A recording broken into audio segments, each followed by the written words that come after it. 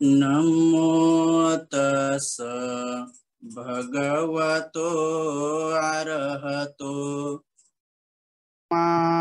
संबुद्धस्स नमो तस्स भगवतो अरहतो सम्मा संबुद्धस्स नमो तस्स भगवतो अरहतो सम्मा संबुद्धस्स।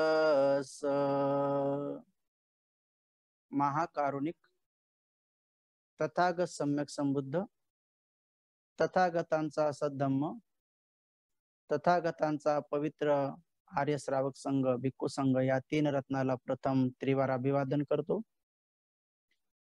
ज्यांच्या अथक परिश्रमातून, ज्ञानबलातून, प्रज्ञाबलातून आपणा सर्वांना या तीन रत्नाचा लाभ झाला, ज्यांच्यामुळेच आपणा सर्वांना हे सुखाचे दिवस आले, ज्यांच्यामुळेच आपले सारे विघ्न टळाले, असे ते आपल्या सर्वांच्या जीवनामधील सुखकर्ता आणि दुःखहर्ता जे आहेत ते बोधिसत्व परमपूज्य डॉक्टर बाबासाहेब आंबेडकर यांच्या समग्र धम्मक्रांतीला शेवटच्या श्वासापर्यंत समर्पित राहतो. पवित्र अशा या वर्षवासाच्या कालावधीमध्ये शुभ संध्येला भगवंताचा सद्धम्म श्रवण करण्यासाठी उपस्थित सर्व साधक साधिका, उपासक उपासिका, बालक आणि बालिकांनो, आपण या वर्षवासाच्या कालावधीमध्ये भगवंतांनी बोधी ज्ञान प्राप्त करत असताना ज्या चार आर्य सत्याचा 12 अंगांनी जो अनुभूती आणि लाभ करून घेतला आणि त्यानंतर घोषणा केली बोधी ज्ञान प्राप्त झाल्याची, जोपर्यंत त्यांना हे चार आर्य सत्य 12 अंगांनी अनुभूतीच्या बळावर भावित झाले नाही, तोपर्यंत त्यांनी तसा दावा केला नाही की मी सम्यक संबुद्ध झालो म्हणून. पण जेव्हा त्यांनी हे चार आर्य सत्य 12 अंगांनी अनुभूतीच्या बळावर वैशाख पौर्णिमेच्या 3ही प्रहरामध्ये जेव्हा भावित केले, म्हणजे साक्षात्कार केला, जाणले, तेव्हाच त्यांनी घोषित केले की मला आता बुद्धत्व प्राप्त झालं, बोधी प्राप्त झालं. तर ते नेमकं त्यांना काय झालं, तर हे आपण विश्लेषित करत आहोत. जसं की चार आर्य सत्यामध्ये त्यांना प्रथमतः दुःख सत्य समजले, त्या दुःख सत्यामध्ये त्यांना दुसरे ज्ञान प्राप्त झाले की त्या दुःख सत्याचं परिज्ञान केलं पाहिजे, म्हणजे संपूर्ण ज्ञान केलं पाहिजे, असं त्यांना एक दुसरं ज्ञान उत्पन्न झालं त्या सत्यामध्ये. आणि त्यामध्ये तिसरं ज्ञान उत्पन्न झालं की त्यांनी त्या दुःख सत्याला संपूर्ण पद्धतीनं त्यांनी जाणलं. मग काय जाणलं, तर जन्म होणं हे दुःख आहे, आजार होणं दुःख आहे, म्हातारं होणं दुःख आहे, मरून जाणं दुःख आहे, अप्रिय एखादी व्यक्ती, स्थिती किंवा काही घटना असेल आणि त्याचा आपल्या समोर संपर्क झाला किंवा आपल्या समोर आली ती वस्तुस्थिती किंवा व्यक्ती जे आपल्याला अप्रिय आहे, आवडत नाही, तर तेव्हा दुःख होतं. प्रियाचा वियोग म्हणजे प्रिय व्यक्ती असेल, स्थिती असेल, एखादी घटना असेल आणि ती आपल्यापासून दूर गेली, पडली, फुटली, तुटली किंवा मरण पावली, तर त्याचा माणसाला दुःख होतं. त्यानंतर जी जी इच्छा व्यक्त करतो मनामध्ये, त्या इच्छा पूर्ण होत नाहीत, याचं एक दुःख. म्हणजे संक्षिप्त मध्ये हे आपलं शरीर आणि मन आहे ना, तर यालाच पंच उपादान स्कंधाचं दुःख आहे, असं त्यांना चार आर्य सत्यापैकी ह्या पहिल्या सत्यामध्ये पूर्ण ज्ञान प्राप्त झालं एवढं समजलं त्यांना दुःख म्हणजे इतकं. याच्या पलीकडं ना बुद्धाच्या अगोदर दुःख होते, ना वर्तमानात आहे. याच्या पुढं एवढेच असतील जे सांगितले हे. म्हणून याला परिपूर्ण म्हणतात. परितंतिमे भिक्खवे म्हणजे परिपूर्ण मी त्याचा अंतिमपर्यंत त्याचं अनुभूती घेतली, की आता पुढं या दुःखापेक्षा नवीन कोणते ॲड होणार नाहीत. बस एवढेच आहेत. एक तर जन्माचं दुःख, म्हातार होण्याचं दुःख, रोग होण्याचं दुःख, मरून जाण्याचं दुःख, अप्रियाचा संयोग, प्रियाचा वियोग, इच्छा पूर्ण होत नाही. त्याही संक्षिप्तमध्ये हे पंच उपादान खंडाचंच दुःख आहे. हे त्यांनी त्या ठिकाणी प्राप्त केलेलं आहे. म्हणून तथागताने जे 4 आर्य सत्य बोधी ज्ञान प्राप्ती करत असताना जाणले, त्या 4 आर्य सत्यामधील हे पहिलं सत्य त्यांना अनुभूतीच्या बळावर भावित झालं म्हणतात पाली भाषेमध्ये, म्हणजे साक्षात्कार झाला. त्याची अनुभूती झाली. मग दुसरं सत्य समजलं, की एवढे जे दुःख आहेत, जे आता मी कथन केले, तर ह्या दुःखाचं काहीतरी कारण असेल, हे दुसरं सत्य त्यांना सापडलं. त्यांचं मन तिकडं धाव घेतलं.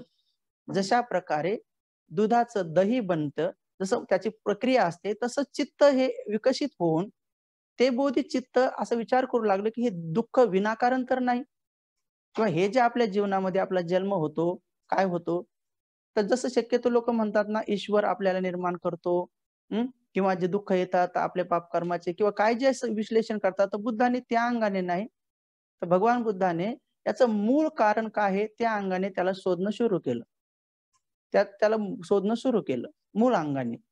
त्याच्या सविस्तर अंगाने त्याला शोधणं सुरू केलं. आणि जेव्हा सविस्तर अंगाने त्याला शोधणं सुरू केलं तथागताने, व्यवस्थित पद्धतीने, तेव्हा तथागताला व्यवस्थित पद्धतीने कळलं, की हे दुःखाचं परफेक्ट कारण काय आहे. असे वर कारण सांगणारे भगवंताच्या अगोदर असंख्य लोक होते. असंख्य होते, की भरपूर असे लोक होते, की जे ते कारण सांगणारे होते. भरपूर होते त्या काळात. परंतु जेव्हा भगवंतांनी पाहिलं, की याचं मूळ कारण जर काय असेल, त्याचं मूळ कारण आहे तृष्णा, दुःखाचं. तर ती तृष्णा म्हणजे कामतृष्णा, भवतृष्णा आणि विभवतृष्णा. तर मग या तृष्णेचं काय केलं पाहिजे असं त्यांच्या मनात उत्पन्न झालं बोधिज्ञानात, की ही तृष्णा तर त्याचं कारण आहे. तर मग त्यांना त्या दुसऱ्या सत्यामध्ये एक सत्य सापडलं, की या तृष्णेचा प्रहार केला पाहिजे. कारण ती त्याचं कारण आहे. जर कारण नष्ट झालं, तेव्हा ते कारण नष्ट होईल ना. ते हे होईल ना. जन्म का होतो? त्या तृष्णेमुळे होतो. म्हातारपण का होतं? कारण जन्माला येतो म्हणून. रोग का होतात? कारण आपल्याला शरीर मिळतं म्हणून. मरून का जातो? कारण आपण जन्म होतो म्हणून मरून जातो. म्हणजे हे एक कडी त्यांना खुलत गेली. म्हणजे याचं मूळ नेमकं कारण काय? की तृष्णा त्याचं कारण आहे. मग हे तृष्णा कोणती आहे? तर कामतृष्णा, भवतृष्णा, विभवतृष्णा. मी हिचं काय केलं पाहिजे? तर प्रज्ञेने त्याचं हनन केलं पाहिजे म्हणे. मग प्रज्ञेने हनन म्हणजे काय? तर संप्रज्ञानयुक्त चित्ताने विपස්සना जाणत तेही मी मागच्या पाठामध्ये सांगितलं, की श्वास पाहणं, संवेदनेला पाहणं म्हणजे तेव्हा जुने विकार जर उत्पन्न झाले, डोळ्याने पाहिल्यानंतर, नाकाने गंध घेतल्यानंतर, जिभेने रस चाखल्यानंतर, कानाने शब्द ऐकल्यानंतर, शरीराला स्पर्श झाल्यानंतर आणि मनात विचार आल्यानंतर जे नवीन विकार बनतात, रागाचे, द्वेषाचे आणि मोहाचे त्याला तृष्णा म्हणतात. तर ते विकार त्याला रंग आणि रूप नसतो. मग कसं ओळखायचं की ते विकार उत्पन्न झाले की नाही मनात? तर ते मनात उत्पन्न झाल्यानंतर ते शरीरावर येतात. आणि शरीरावर आल्यानंतर ते संवेदना बनून येतात. मग ते दुःखद संवेदना, सुखद संवेदना आणि न्यूट्रल संवेदना म्हणून विपश्यना करावी लागते, हे तृष्णा कमी करण्यासाठी. मग त्या संवेदनेला साक्षी भावानं पाहिलं, तर समजा जुने जे विकार होते, ते क्षीण होऊन जातात. खेनं पुराणं नवनत्ती संभवं. कारण नवीन होत नाहीत, संभव होत नाही. का होत नाही? कारण आपलं चित्त तिथं आहे ना. त्या संवेदनेला आपण बघत आहोत ना. म्हणून संप्रज्ञान म्हणजे तिच्यामध्ये ज्ञान पण आहे, प्रज्ञा पण आहे. म्हणून आपण त्या संवेदना जे इथं समजा आपल्या शरीरावर संवेदना जर होऊ लागल्या, तर आपण त्याला साक्षी भावानं पाहतो म्हणजे प्रज्ञेने म्हणजे भोगत बसत नाही. जसं एखाद्या विपश्यी माणसाला काटा मोडल्यानंतर तो त्या काट्याच्या वेदनेला कसं बघतो आणि विपश्यना न केलेल्या माणसाच्या पायात काटा मोडल्यानंतर तो त्या वेदनेला कसं बघतो, हाच इथला डिफरन्स आहे. तो जो बिना विपश्यी मनुष्य काटा मोडल्यानंतर ज्या वेदना पाहतो, तो ते भोगत राहतो. हाय, मेलो रे, रक्त रे, वेदना होतात रे. तर तो असा हाय हाय म्हणतो म्हणजे त्याच्या मनात पुन्हा पुन्हा पुन्हा विकार उत्पन्न होत जातात. द्वेष उत्पन्न होऊन जातात, की नको, नको, नको ह्या वेदना, नको वेदना. पण विपश्ची मनुष्य त्याला साक्षी भावानं पाहतो, की हीच क्षण की सच्चाई आहे, की पायात काटा मोडला आणि वेदना होऊ लागल्यात म्हणजे तरंग होऊ लागले शरीरावर. तो त्याला साक्षी भावानं पाहतो. हा फरक आहे. ह्या मुक्तीचा मार्ग आहे. मग तो साक्षी भावानं पाहतो म्हणजे काय, ज्या जुन्या वेदना उत्पन्न झाल्या होत्या काटा मोडण्याच्या, तर त्या क्षीण झाल्या आणि नवीन तर आपण साक्षी भावानं पाहत नवीन होऊ देत नाही. जसं की बिनाविपशी लोकं त्याचं संवर्धन करत राहतात, वाढवत राहतात, भोगत राहतात. हाय रे भोगत राहतात ते. गरमी जर झाली तर ते परेशान होतात, थंडी जर झाली तर परेशान होतात किंवा त्यांना अपशब्द जर कोणी बोललं, तर त्या शब्दाच्या बद्दल ते शब्दाचे टंकार ऐकत, ऐकत, ऐकत राग, द्वेष, मोह करत राहतात. म्हणून विपස්සना ही श्रेष्ठ अशी विधी आहे, की ती संप्रज्ञानयुक्त चित्ताने या तृष्णेचं प्रहाण करू शकते. म्हणून तिथं इथं काय म्हटलेलं आहे, "पहा तब्बंती मे भिक्कवे." हे जी तृष्णा उत्पन्न झाली, हिला प्रज्ञेनं हनन केलं पाहिजे. लोकं प्रज्ञेनं करत नाहीत. क्रोध आला, समजा आपल्याला राग आला, आपल्या भाषेमध्ये समजा क्रोध आला. क्रोध आल्यानंतर ते शरीरावर त्याचे सिम्प्टम्स उमटतात. डोळे वाचल्या जातात, हे ओठ दाताखाली जातात, मुठी वळतात, पदराकडे कंबर खोवल्या जातो, बाह्या मागे सरल्या जातात, दंड थोपटल्या जातात किंवा हातात शस्त्र घेतल्या जातात. हे सिम्प्टम्स आहेत क्रोधाचे. तर हेच जाणायचे असतात विपස්සनेने. हे जाणणे म्हणजे प्रज्ञेने त्याचं हनन करणे होय. पण त्याला न जाणणे, श्वासाला न जाणणे म्हणजे त्याच्यात वाढ होऊ देणं होय. म्हणजे पहिला तो क्रोध होताच होता. पण आणखी तो वाढत, वाढत गेला. त्याचं रूपांतर जर वाढलं, तर मग माणूस हातात काठी घेतंय, नंतर तलवार घेतंय आणि नंतर पुढच्याचा खूनही करू शकते विपස්සना नसल्यामुळे. पण विपස්සना जर असेल, तर आलेला क्रोध हा नैसर्गिक आहे. तो आला, तो स्वाभाविक होता, तो होता म्हणून आला. कानात डोळ्याने पाहिल्याने म्हणा, कानाने शब्द ऐकल्याने म्हणा, गंध घेतल्याने म्हणा, या 6 इंद्रियाला स्पर्श झाल्याने कशाने जरी आला, तर क्रोध आला, द्वेष आला, ईर्ष्या आली, तर काही जरी झालं, तर शरीरावर ज्या संवेदना आहेत त्या स्वाभाविक राहत नाहीत आणि श्वास स्वाभाविक राहत नाही. हे आहे बुद्धत्व. म्हणजे बुद्ध होऊन गेले की नाही गेले त्याचा पुरावा हा आहे. हे त्यांना शोधलं, की हे घडतं म्हणजे घडतं. सर्व जगातल्या पाठीवरल्या मानवाच्या संदर्भात हे घडतं. ते कोणत्याही जाती धर्माचे स्वतःला म्हणणारे असोत. जेवढे जेवढे सत्व आहेत, त्या सगळ्यांना मनामध्ये राग, द्वेष, मोह उत्पन्न झाल्यावर 2 घटना घडतात. एक आपला श्वास स्वाभाविक राहत नाही, म्हणून आनापानसतीचा सराव करायला लावतात. आणि आपल्या संवेदना स्वाभाविक राहत नाहीत. जसं की साप पाहिल्यानंतर आपण आरडतो आणि आपल्या सगळ्या शरीरावर काटे-काटे उभे राहतात आणि तरंग येतात. त्यालाच संवेदना म्हणतात. तीच भीती असते. तर त्या भीतीला जसं आहे तसं साक्षी भावानं जर पाहिलं, तर ती जुनी भीती निघून जाते आणि नवीन भीती आपण होऊ दिलीच नाही. अशा रीतीनं आपण या ह्याच्यातून मुक्त झालो या भीतीतून. मग जेवढी काही अनेक जन्मात आपण करून ठेवलेली असेल, जेव्हा ती सगळी निघून जाईल आणि जेव्हा नवीन बनवण्याचा स्वभाव कायमचा नष्ट होईल, तेव्हा आपण क्रोधात या भीतीतून मुक्त होऊ. फक्त भीतीतून. अजून तर असंख्य असे विकार राहिलेत आणि जेव्हा सगळेच विकार निघून जातील, तेव्हा मग श्रोतापन्न, सकृतगामी, अनागामी किंवा अरहंत बनू. मग पुनर्भव उत्पन्न होणार नाही, मग पुनर्जन्म नाही. तर हे त्यांनी जाणले, की ही तृष्णा त्याचं कारण आहे. ही तृष्णा त्याला कारणीभूत आहे आणि तिचं काय करायचं? हे दुसरं सत्य समजलं, पण तिचं प्रज्ञेनं हनन केलं पाहिजे असं त्यांना बोधिज्ञान प्राप्त झालं. आणि मग लगेच त्यांनी प्रज्ञेनं हनन सुरू केलं. मग त्यांनी विपश्यना सुरू केली. बघा बुद्ध असे झाले ते. पहिले त्यांना हे समजलं, दुःख बी समजलं, की अरे जीवनात एवढे दुःख आहेत. हे बोधिज्ञानाचं पहिलं अंग आहे. म्हणजे बुद्ध होऊ लागले ते. बुद्ध होण्याची प्रक्रिया सुरू झाली. डोळे मिटलेले आहेत. डोळे मिटल्यानंतर पूर्ण जगाचं चिंतन मनन करत असतात, की कोणकोणते दुःख आहेत, कोणकोणते दुःख आहेत. तर अंतिम कळलं, की त्यांना हे 12 दुःख आहेत. पूर्वी पण, आता पण, पुढं पण. कोणते जे की आता पुन्हा-पुन्हा सांगितलेले आहेत. पुन्हा-पुन्हा वारंवार यासाठी सांगतो, की लोकांना नीट कळावं. कारण आपला हे उपदेश देण्याचा हेतू आपल्याला काही पांडित्यपूर्ण काही करायचं नाही. आपल्याला बिचाऱ्या लोकांना हे कळावं. त्यांना ते समजावं, की आपण दुःखी का आहोत? आपल्या दुःखाचं कारण दुसरं कोणी नाही. आपणच आपल्या मनानं कसे विकार वाढवतो आणि त्याला सैरा-वैरा धावू देतो. जसं की जंगली हाती आणि पालतू हाती. जंगली हाती हा खूप खूप मोठ्या प्रमाणात हानी करतो. पण तोच हाती जर समजा पाळला, तर तो तेवढी हानी करत नाही. तो आपल्या काबूत राहतो. तसं हे मन काबूत नसल्यामुळं ते राग, द्वेष, मोहाचे विकार भरधाव वेगानं वाढवतात. आणि मग असंच मृत्यूच्या क्षणी सगळे विकार उभे राहतात आणि मग विकारग्रस्त चित्ताने शरीर सोडल्यामुळं ते विकारग्रस्त चित्त दुर्गतीला उत्पन्न होतं मग तिथं. आणि मग आनंदामध्ये चित्त सुटल्यानं ते सद्गतीला प्राप्त होतं. आणि जिथं की आनंद आणि विकार दोन्हीही नाही अशा प्रकारचं अरहंताचं चित्त सुटलं, तर मग त्यांचं पुनर्भव बनत नाही म्हणजे पुनर्जन्म होत नाही अरहंता सम्यक संबुद्धाचा. ही प्रक्रिया त्यांना बोधिज्ञानात कळली दुसऱ्यांदा, की हे त्याचं कारण आहे. तर याला याला आपण तृष्णेचं प्रज्ञेनं हनन केलं पाहिजे. प्रज्ञेनं हनन म्हणजे प्रज्ञा कधी होती? जेव्हा विपश्यनेमध्ये आपल्याला अनित्य बोध आणि साक्षीभाव उत्पन्न होतो ना, तर त्या अनित्य बोधाला आणि त्या साक्षीभावालाच प्रज्ञा म्हणतात. प्रज्ञा म्हणजे शहाणपण. शहाणपण म्हणजे काय? विकार वाढू द्यायचं नाही अशापणाचं दक्ष चित्त, दक्ष मन, सजग चित्त, सजग रहो, सावध रहो. जे गुरुजी बार-बार कहते ना, तर ते शब्द फक्त पाठ करण्यासाठी नाही. ते सजग राहायचं म्हणजे कुठं सजग राहो? एकदा का या संवेदनेवर सजग राहायचं शिकलो आणि श्वासावर शिकलो, तर मग डोळे उघडले केल्यानंतर व्यवहारामध्ये ह्या 5-6 इंद्रियासोबतच घडण काय घडायचं ते. डोळ्याला रूप दिसेल, नाकाला गंध येईल, कानाला शब्द, जिभेला रस, शरीराला स्पर्श आणि मनात विचार. तर याच्यामधून विज्ञान तयार होईल आणि त्याच्यानंतर ते तरंग तयार होतील. त्याला संवेदना म्हणतो आपण. मग हे त्यांनी प्रज्ञेनं त्याचं हनन केलं पाहिजे असं त्यांच्या मनात आलं आणि त्यांनी खरंच प्रज्ञेनं सगळे हे विकार हनन केले. मग त्यांना समजलं, अच्छा. मग जसंही भगवान बुद्धाला विकार उत्पन्न झाले बोधिसत्वाला, बोधिसत्व होते ना, अजून बुद्ध झाले नाही, त्यांना बी विकार उत्पन्न झाले. आपले विकारात आणि त्याच्या विकारात खूप फरक आहे. आपल्याला साधारण विकार प्राप्त होतात छोटे-छोटे. या संसारातलेच होतात. घरं बनवण्याचे, पैसा कमवण्याचे, सौंदर्य सौंदर्य कमवण्याचे किंवा स्त्रिया किंवा पुरुष प्राप्त करण्याचे, कामवासना प्राप्त करण्याचे हे छोटे-मोठे असतात. ते बोधिसत्व होते त्यांना त्याच्यापेक्षा भयान चक्रवर्ती सम्राट होणार होते. तेवढं सगळं वैभव सोडून आले होते ते.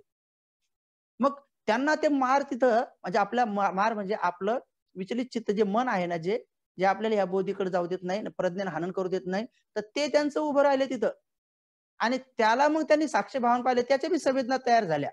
मग त्याला साक्षीभावानं पाहत, पाहत, पाहत प्रज्ञेने त्याचं हनन केल्यावर तिसरं ज्ञान त्यांना प्राप्त झालं दुसऱ्या सत्यामध्ये, की अरे मी पूर्णच्या पूर्ण हनन केलं.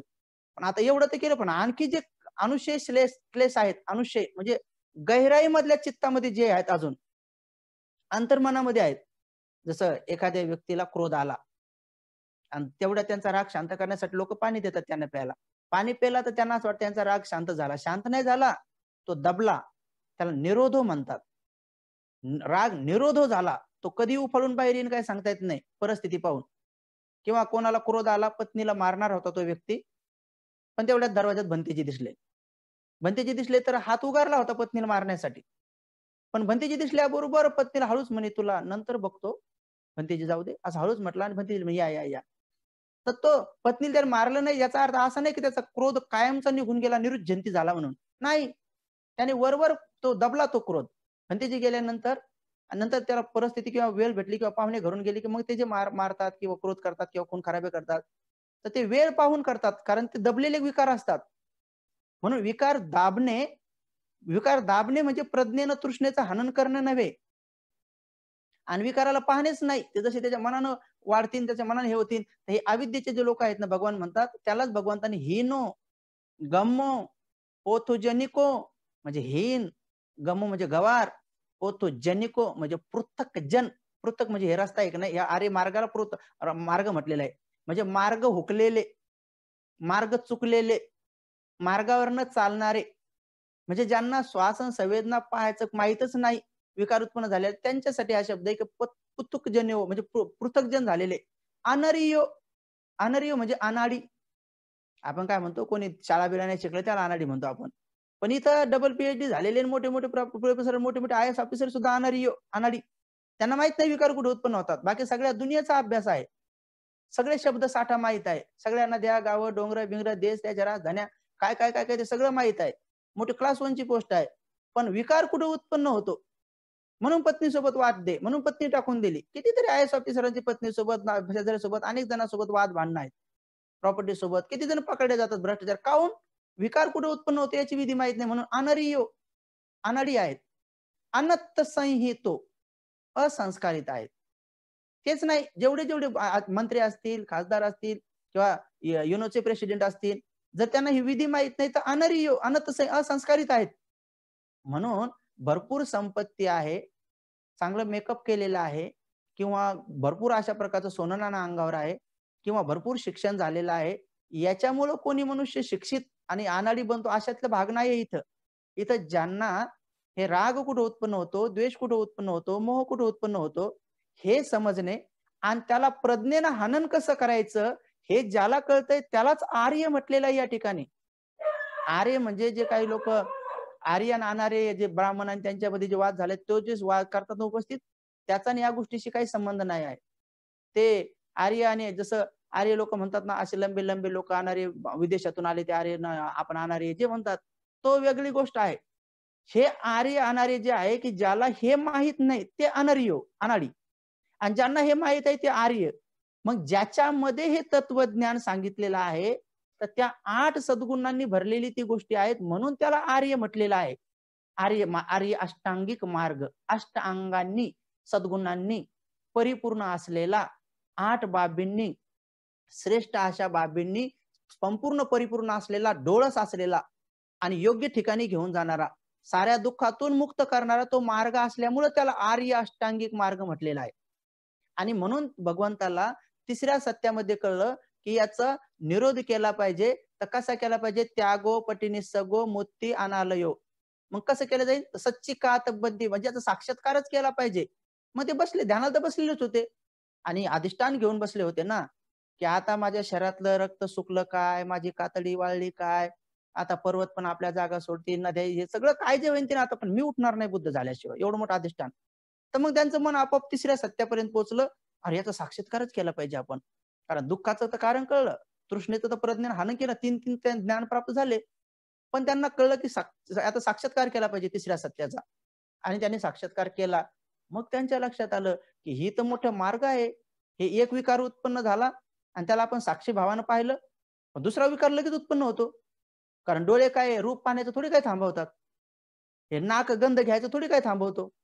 हे कानाला शब्द ऐकणं थोडी काय बंद होतं. तर म्हणजे जसंही डोळ्याला रूपाचा स्पर्श झाला तर विकार तर उत्पन्न होऊन जातात तुरंत. मग कसं करावं? हे तर पहिले जुने होते ते तर काढले मी. आणि तर नवीन तर पुन्हा पुन्हा बनवू लागले. पुन्हा पुन्हा बनवू लागले. डोळ्याने, नाकाने, कानाने, जिभेने, त्वचेने, मनाने. मग ते म्हणा अच्छा हे जसे जसे बनतील तसे तसे काढण्याची एक प्रक्रिया सुरू केली पाहिजे आपण. म्हणजे मार्गच याच्यावर चालण्याचा. म्हणून हा आर्य अष्टांगिक मार्ग चौथं सत्याकडे त्यांचं मन धाव घेतलं. मग चौथं सत्य त्यांना समजलं काय? दुःख निरोधगामिनी पटिपदा आर्य सत्यम. दुःख निरोधाचा जो प्रतिपद मार्ग आहे, जो आर्य मार्ग आहे, आर्य अष्टांगिक म्हणजे अनाडीपणाचा नाही तो. म्हणजे पुढचा आंधळा, मधला आंधळा, पाठीमागचा आंधळा, चालली कतार. रस्त्यात अजून खड्डा लागला नाही, जंगल लागलं नाही, चिखल लागला नाही म्हणून सुरक्षित चाललेत. पण जसं खड्डा लागला सगळे सगळे पडतील कारण आंधळे आहेत. ती लाईनची लाईनच आंधळा आहे, मधला मधला पुढचा आणि सगळे आंधळे. तर ते सुरक्षित आपल्या जागेपर्यंत पोहोचतील असं नाही. म्हणून जे जे लोक जाती धर्माच्या नावावर जे जे काही कर्मकांड करू लागलेत किंवा ज्या ज्या धर्माचं पालन करू लागलेत, तर तो धर्म किंवा त्यांची ती शिकवणूक आर्य नाही, डोळस नाही, की ते खरंच आपल्याला साऱ्या दुःखातून मुक्त करणारे नाही. ते कुठे घेऊन जाणारी आहे? ईश्वराच्या दर्शनापर्यंत घेऊन जाणारी आहे, आत्म्याच्या दर्शनापर्यंत घेऊन जाणार. त्यांचा हेतूच तो आहे. आणि ईश्वर नाही ना आत्मा नाही, त्याच्यामुळे ते त्यांना कधीच दर्शन होणार नाही. त्यांना सांगण्यात आलेलं आहे की आत्म्याचं दर्शन घेणे म्हणजे मोक्ष प्राप्ती करणे. ईश्वर दिसला तर त्याच्यासाठी त्यांना हे पृथ्वीवर सगळे त्यांच्याकडून कर्मकांड करून घेतल्या जातात. त्यांचं अनाडीपणाचं काम आहे ते. म्हणून त्यांना अनर्य म्हटलेलं आहे, की आंधळेपणाचं आहे. कारण तेच पुढचा आंधळा, मधला आंधळा, पाठीमागचा आंधळा ते केव्हा ना केव्हा तरी खड्ड्यात पडतील. भले आता नाही पडू लागले, कारण खड्डा नाही लागला अजून. म्हणजे जीवनात आज त्यांच्या दुःख नाही आलं, पण जेव्हा मृत्यूच्या क्षणी येईल ना, तेव्हा भला मोठा खड्डा येतो. मग तेव्हा दुर्गती दिसते. त्यांना स्पष्ट कळते, अरे हे तर आपण कर्मकांडच केले इथं. कर्म ज्याला म्हणतात कुशल, अकुशल ते तर कधी पाहिले बी नाही, कधी काढले बी नाही. म्हणून याला आर्य अष्टांगिक मार्ग म्हटलेला आहे. तो 8 गोष्टीने आणि त्या आर्य अष्टांगिक मार्गामधील सम्यक दृष्टी जे जे 32 पद्धतीने जे आपण पाहू लागलो आर्य अष्टांगिक मार्ग. कारण ह्या आर्य अष्टांगिक मार्गाचं काय करायचं म्हणे? भावे तब्बंती मी भिक्कवे, याची भावना केली पाहिजे असं ज्ञान मला उत्पन्न झालं याच्यात दुसरं. आणि मग भावे तंती त्यांनी भावना केली पूर्ण. ती जी भावना पूर्ण झाली त्यांची साक्षात्कार जो झाला, तर तो साक्षात्कार त्यांनी पहिल्या धम्मचक्र प्रवर्तन सूत्रामध्ये त्या पंचवर्गीय भिक्षूला वाराणसी येथे जिथे ऋषी पतन वन आहे, जिथं मृगदाय आहे, जिथं मृगांना अभयदान दिलं जात होतं, जिथं ऋषी वरच्या दिशेला ध्यान करून खाली यायचे, अशामुळे त्याला ऋषी पतन वन मृगदाय वन म्हटलेलं आहे. जिथं मृग म्हणजे हरणा म्हणा किंवा वेगवेगळे प्राणी म्हणा, त्यांना कोणी मारत नव्हतं. अशा वनामध्ये जे पंचवर्गीय भिक्षू होते, जे की अगोदर 6 वर्ष कठोर तपश्चर्या करत असताना बोधिसत्व सिद्धार्थ गौतमाची सेवा करत होते. कौंडिन्य, वप्प, भद्दीय, महानामन, अश्वजित जे होते, तर ते 5चे 5ही जण तिथे येऊन बसले होते नाराज होऊन. कारण सिद्धार्थ गौतमांनी सुजाताच्या हस्ते खीर खाल्ली होती. आणि त्यांना असं वाटत होतं की बुवा हे जे काही बुद्धत्व प्राप्ती आहे, उपास तापास केल्यानेच प्राप्त होईल. म्हणून 6 वर्ष घनघोर कठोर तपश्चर्या सिद्धार्थ गौतमांनी करून पाहिली, परंतु त्यांना काहीही प्राप्त झालं नव्हतं. जीर्ण जीर्ण शरीर झालं होतं. पोटाला हात लावल्यानंतर पाठीला हा लागत लागत होता. डोळ्यांमध्ये अंडे जाऊन बसतील एवढे असे मोठे मोठे छिद्र पडले होते. शरीरातल्या ज्या ज्या नसा नसा आहेत किंवा ज्या धमन्या धमन्या आहेत, त्याही एखाद्या जुन्या झोपडीला उडून गेल्यानंतर त्याच्यावरला पालापाचोळा ज्या रश्या रश्या राहतात तशा दिसल्यात होत्या. कुठेही हात लावला तर पूर्ण केस आणि मांस असं गळून पडत होतं. एवढं जीर्ण झालं होतं शरीर, एवढी कठोर तपश्चर्या केली होती. काही प्राप्त झालं नाही.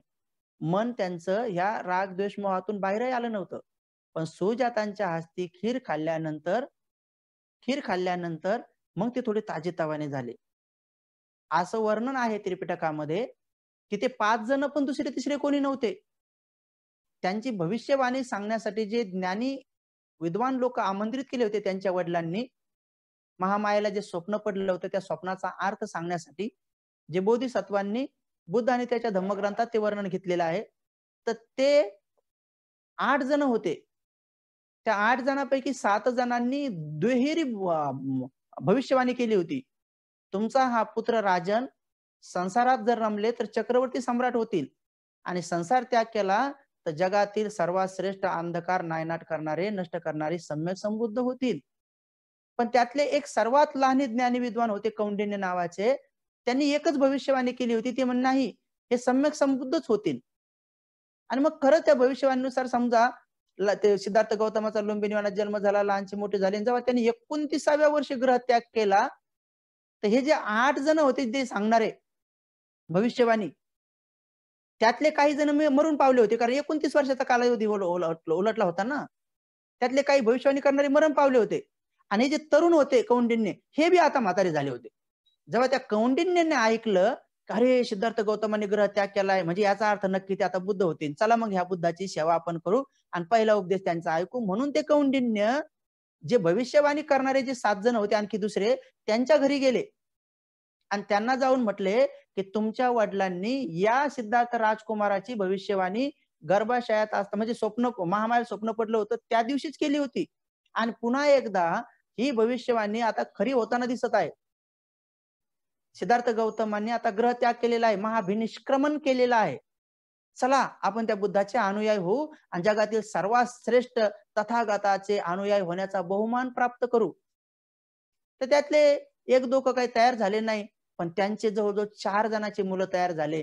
मग आता जेव्हा भविष्यवाणी केली होती तेव्हा कौंडिन्य सर्वात लहान होते, पण आता इथं ते सर्वात मोठे झाले, म्हातारे झाले म्हणून. तर त्यांच्या नेतृत्वाखाली ते 5 जण त्यांच्या सेवेसाठी आले होते. भविष्यवाणी घेऊन पण आले होते आणि त्याचबरोबर ती वार्ता पण घेऊन आले होते की युद्ध थांबलं रोहिणीच्या पाण्याच्या वादावरलं. मग ते सेवा करत होते, पण जेव्हा त्यांच्या लक्षात आलं सिद्धार्थ गौतमांनी अन्न ग्रहण करणं सुरू केलं, तर ते बिचारे अविद्यवान होते. त्याला वाटलं आता काय हे बुद्ध होणार नाहीत. म्हणून ते रागारागात निघून तिकडे ऋषीपतन वनात गेले होते आणि सिद्धार्थ गौतम तिकडं विशाखाने जे काही व्रत केलं होतं तर त्या वडाच्या झाडाखाली जाऊन बसले होते. मग तिला असं वाटलं की त्या दासीला वाटलं की देवताच उतरली की काय, तो इतिहास वेगळा आहे आणि म्हणून ती खीर दिली होती. ती खीर घेऊन प्राशन करून ज्या रात्री त्यांनी ती खीर प्राशन केली त्याच रात्री त्यांना 5 स्वप्न पडले होते. त्यांना असं वाटलं आता मी नक्की बुद्ध होणार, कारण ते स्वप्नच असे होते. त्यातलं पहिलं स्वप्न हे आपला भारताचा जो नकाशा आहे ना, तो त्या पहिल्या स्वप्नातून तयार झालेला आहे आणि त्याचं चित्र गोयंका गुरुजींनी ग्लोबल पेगोड्याला बुद्धा गॅलरीमध्ये स्पष्ट बनवलेलं आहे. महाविशाल काय तथागताला त्यांची दिसली, संपूर्ण जंबूद्वीप त्यांच्या अंगाने झाकलेलं दिसलं आणि त्यांच्या पायाचा स्पर्श समुद्राला झालेला दिसला. उशाची हिमालय पर्वत झाला. एक हाताने दुसरा समुद्र, दुसऱ्या हाताने हा दुसरा समुद्र, जसे की अरबी समुद्र, बंगालचा उपसागर आणि हिंदवी महासागर जो आहे, हिंद महासागर, हे सगळे तिन्ही त्यांचे पायाने हाताने झाकलेले दिसले त्यांना आणि डोक्याची उशी झाला हिमालय आणि पूर्ण जंबूद्वीप त्यांच्या अंगाखाली झाकलं. एवढं मोठं स्वप्न पडलं त्यांना पहिलं. त्यामुळे याचा अर्थ काय? मग नक्की मला सम्यक संबुद्ध तो प्राप्त होईल आणि जेवढ्या अंगाखाली झाकलेला प्रदेश एवढा सगळा बौद्धमय होईल आणि माझं हे ज्ञान जे हाताने इकडे समुद्र दिसला तर या समुद्र मार्गाने ह्या देशात जाईल, या समुद्र मार्गाने इकडे जाईल आणि त्या समुद्र मार्गाने तिकडे जाईल. आणि खरंच तसंच झालं. श्रीलंका, सुवर्णभूमी म्हणजे ब्रह्मदेश आणि थायलंड आणि अशा ह्या देशामध्ये इकडे पोहोचला. ते बरोबरच झालं. आणि म्हणून असे 5 स्वप्न त्या खोलात जात नाही. ते नंतर कधीतरी वेगळे आपल्याला हे 4 आर्य सत्याचे अष्टांगिक मार्गाचं विश्लेषण 32 पद्धतीनं पाहायचं म्हणजे थोडासा इतिहास तुम्हाला सांगत आहे. आणि मग जेव्हा ते तिथं वैशाख पौर्णिमेच्या रात्री तिथं त्या पिंपळाच्या झाडाखाली ज्याला आपण आता बोधिवृक्ष म्हणतो, तिथे येऊन जेव्हा बसले सत्यक्रिया करून ते पात्र नदीत टाकून, तर तेव्हा मग त्यांना त्या प्रहारामध्ये हे 4 आरे सत्य दिसले आणि हे बोधिज्ञान प्राप्त झालं त्यांना. आणि ते ज्ञान प्राप्त झाल्यानंतर त्यांनी पाहिलं की हे कोणाला सांगू म्हणून मध्ये त्यांना आलार कलाम, उद्धक रामपूत हे आठवले. ते मरण पावले होते. अरूप ब्रह्मलोकात उत्पन्न झाले होते. मग हे 5 जण कुठे आहेत म्हणून त्यांना बोधिज्ञानानं दिसलं की ऋषी पतनवनामध्ये आहेत. मग ते इकडे आले आणि त्यांना तो उपदेश दिला ह्या 4 आर्य सत्याचा की त्यांना बुद्धत्व कसं कसं प्राप्त झालं. आणि मग त्यांचं ऐकत, ऐकत, ऐकत कौंडिन्य पहिल्यांदा अरहंत झाले आणि असं करत, करत, करत, करत सर्वात शेवटी अश्वजित सुद्धा अरहंत म्हणजे 5ही जण अरहंत झाले. तर तो उपदेश जो आहे 4 आर्य सत्याचा भगवंतांनी त्या 5 जणांना दिलेला तो आपण बघत आहोत. त्यातलं जो चौथा आहे 4 आर्य सत्यातलं ज्याची भावना करायची ते आहे आर्य अष्टांगिक मार्ग आणि तो 32 पद्धतीने कसा बघत आहोत आपण तर जसं की सम्यक दृष्टी, सम्यक संकल्प, सम्यक वाचा, सम्यक कर्मांत, सम्यक आजीविका, सम्यक व्यायाम, सम्यक स्मृती आणि सम्यक समाधी असा तो अष्टांगिक मार्ग आहे. पण आपण त्याला 32 पद्धतीने बघत आहोत. कारण ही सम्यक दृष्टी डायरेक्ट सम्यक होत नाही. तर पहिली कशी असते? पहिली असते एक दृष्टी आणि कोण्या लोकांची असते मिथ्या दृष्टी आणि कोणाची असते सम्यक दृष्टी आणि कोणाकडे असते दिव्य दृष्टी. तर असं ही दृष्टीमध्ये 4 दृष्ट्या असतात आणि अशा अष्टांगिक मार्गाचे सगळेच सगळे 4 संकल्प असतात, 4 वाचा असतात, 4 कर्मांत असतात, 4 आजीविका असतात, 4 व्यायाम असतात, 4 स्मृती असतात, 4 समाधी असतात. तर हे जे असतंय ते यालाच 8 चोक 32 अंगांनी म्हणतात. त्याचं आपण सविस्तर विश्लेषण पाहत आहोत. तर मागच्या पाठामध्ये आपण मिथ्या दृष्टी म्हणजे काय हे बघितलेलं आहे. मिथ्या दृष्टी म्हणजे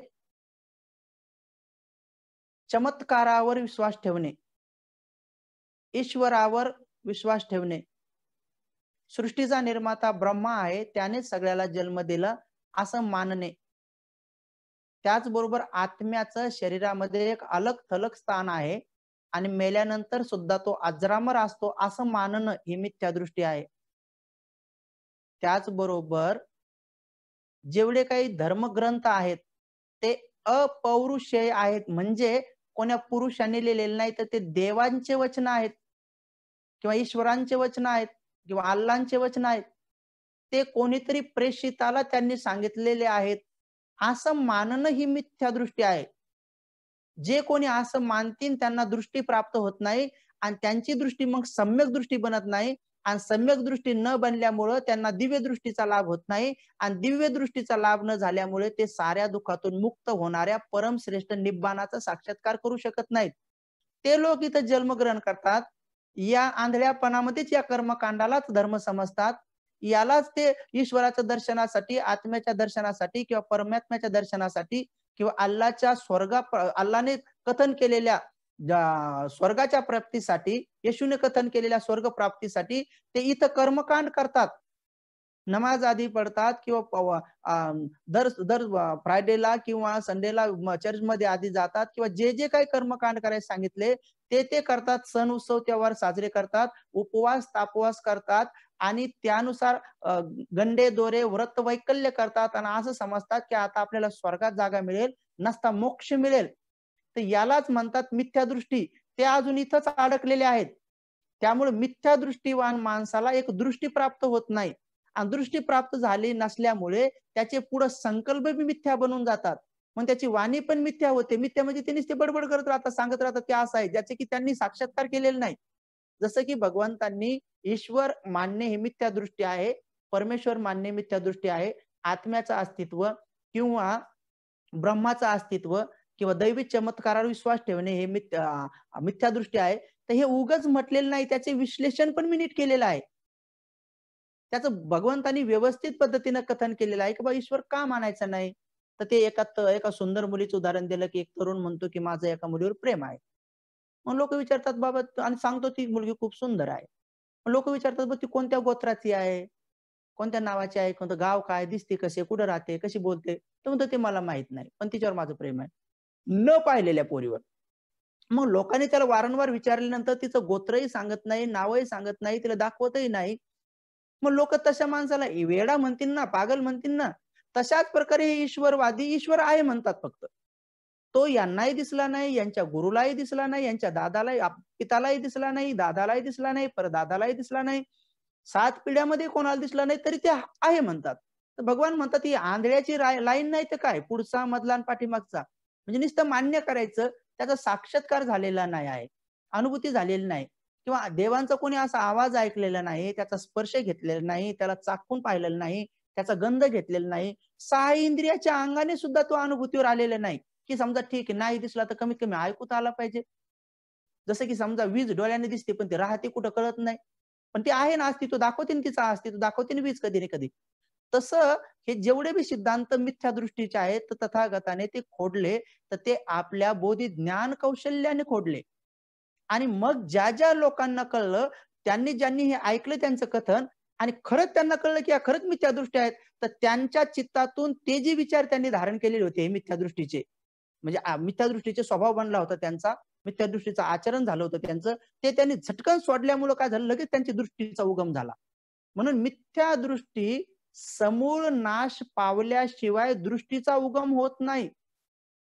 आणि दृष्टीनेच ती उगवली पण तरी ती विकसित होत नाही जोपर्यंत तिला आपण विकसित करत नाही. जसं उदाहरणार्थ शेतामध्ये गहू पेरल्यानंतर सुद्धा तो गहू तोपर्यंत विकसित होत नाही जोपर्यंत त्याच्या अवतीभोवतीचं गवत आपण काढत नाही, त्याच्या आजूबाजूचे झिंजुरडे काढत नाही, त्याच्या अवतीभोवतीची बेश्रमी आधी काय जे असेल ती काडी कचरा काढत नाही आणि त्याला खत पाणी देत नाही तोपर्यंत त्याचे विकास पावत नाही. कुठलं झाड लावून दिलं तर त्याच्या अवतीभोवती जे काही काडी कचरा असतो तो जास्त फोफवतो गवत आधी. तद्वतच निस्ती दृष्टी प्राप्त होऊन फायदा नाही, तर तिला विकसित करावं लागतं आणि ती विकसित झाल्यानंतर मग माणसाला सम्यक दृष्टी प्राप्त होते. आणि ती सम्यक दृष्टीच मग नंतर दिव्य दृष्टीकडे जाऊन ती आपल्याला अरहंत होण्यासाठी मार्ग स्पष्ट दिसतो, असा क्लिअर दिसतो. जसं की अंधारामध्ये घरात अंधार पडल्यानंतर जसं की आपण एखादा दिवा लावावा किंवा एखाद्या बॅटरीच्या सहाय्याने, टॉर्चच्या सहाय्याने आपण उजेड तयार करून एखादी वस्तू शोधावी आणि ती स्पष्ट दिसावी. तसं दिव्य दृष्टी किंवा सम्यक दृष्टी प्राप्त झाल्यानंतर स्पष्ट निर्वाणाचा मार्ग दिसतो माणसाला. मग साहजिकच कोणताही सुज्ञ व्यक्ती ज्याला की दुःखाचा बी मार्ग स्पष्ट दिसतो आणि दुःखाच्या मार्गात तिकडं दुःखाच्या त्या खड्ड्यात पडल्यानंतर त्यांना वेदनाही समजतात की काय वेदना होतात, कसं व्याकुळ व्हावं लागतं, कसं रडावं लागतं, कसं क्रदन करावं लागतं. हे सगळं समजल्यामुळं साहजिकच आहे की सुज्ञ व्यक्ती त्या मार्गाला सोडतो, म्हणजे मिथ्या दृष्टीला सोडतो आणि सम्यक दृष्टीला प्राप्त करतो. उदाहरणादाखल जसे एखाद्या व्यक्तीने हिंदू धर्मातले जे काही मी सांगितले हे कर्मकांड केले, सगळे केले, बकरं कापले, दिवाळीचे भरपूर फटाके घेतले, कपडा लत्ता घेतला, दागदागिने घेतले आणि जेव्हा त्यांच्या लक्षात येतं की मुलांना नोकरीला लागत असताना विदेशामध्ये 25-25 लाख रुपये भरायची वेळ आली, त्यांच्याकडे पैसा नसतो. मग त्यांच्या लक्षात येते की आपण व्यर्थ खर्च केला या कर्मकांडामध्ये. अध्यात्म तर सोडा पण व्यावहारिक पण तुम्हाला दाखवतो पटवून, की त्यांना तेव्हा लक्षात येतं की आम्ही तर किती बकरं कोंबडे कापत बसलो. अरे 10-20 हजार रुपये किंवा 25-30 हजार रुपये तिकडे ते बकरू कापून त्याची हत्या करून तेही पापकर्म करून इतरत्र लोकांनाही आळशी करून विनाकारण तिथं खाऊ घालणे म्हणजे त्यांचीही रोजीरोटी बुडवणे, त्यांचाही त्या दिवसाचा रोज बुडवणे, त्यालाही बस न येण्यासाठी किंवा इकडून तिकडून येण्यासाठी पैसा लावणे, म्हणजे स्वतःही गड्ड्यात आणि इतरालाही गड्ड्यात मिथ्या दृष्टीमुळे घेऊन जाणे आणि अंतिमतः काय झालं?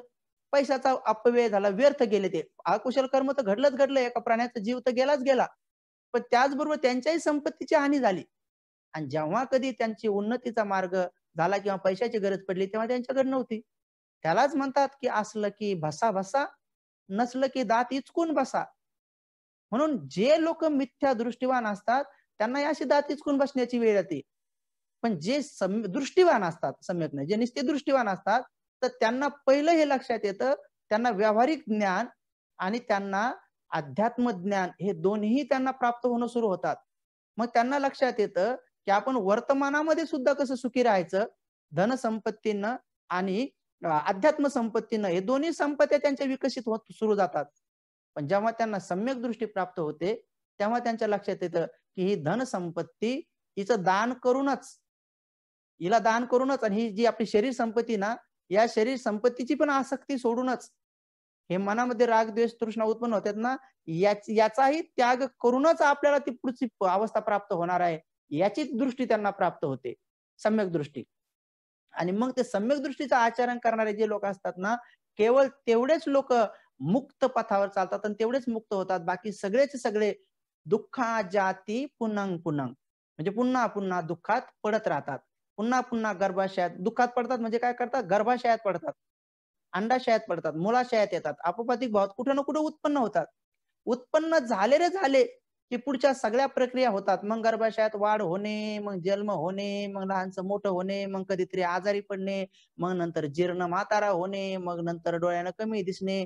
जसं पहिल्यांदा जन्मल्याबरोबर डोळ्यानं दिसत नाही, म्हातारपणात बी दिसत नाही. जन्मल्याबरोबर दात नसतात, म्हातारपणात बी ते पंगत उठून जाते. जन्मल्याबरोबर काही नीट ऐकू येत नाही, म्हातारपणामध्ये पण काय ऐकू येत नाही. हे जन्मल्याबरोबर काय चालता येत नाही, म्हातारपणामध्ये बी उठावं लागतंय, पडावं लागतंय. तर ही अवस्था बरोबर निसर्ग देऊन हिसकून घेतल्यासारखं आहे ते. पण ज्याला हे नीट कळत नाही हे काहून होतं, तर ही अविद्येमुळं होतं. म्हणून मग त्या लोक सजग होतात कमीत कमी हा मार्ग ऐकल्यावर, की जे अगोदर अविद्येमुळे झालं, तर आता तथागताचा धम्म मिळालेला आहे. बाबासाहेबांनी तो सुव्यवस्थित प्रकाशित केलेला आहे. गुरुजीनं त्याला शुद्ध स्वरूपात मांडलेला आहे. आता आपल्याला केवळ आचरण करण्याची वेळ आहे.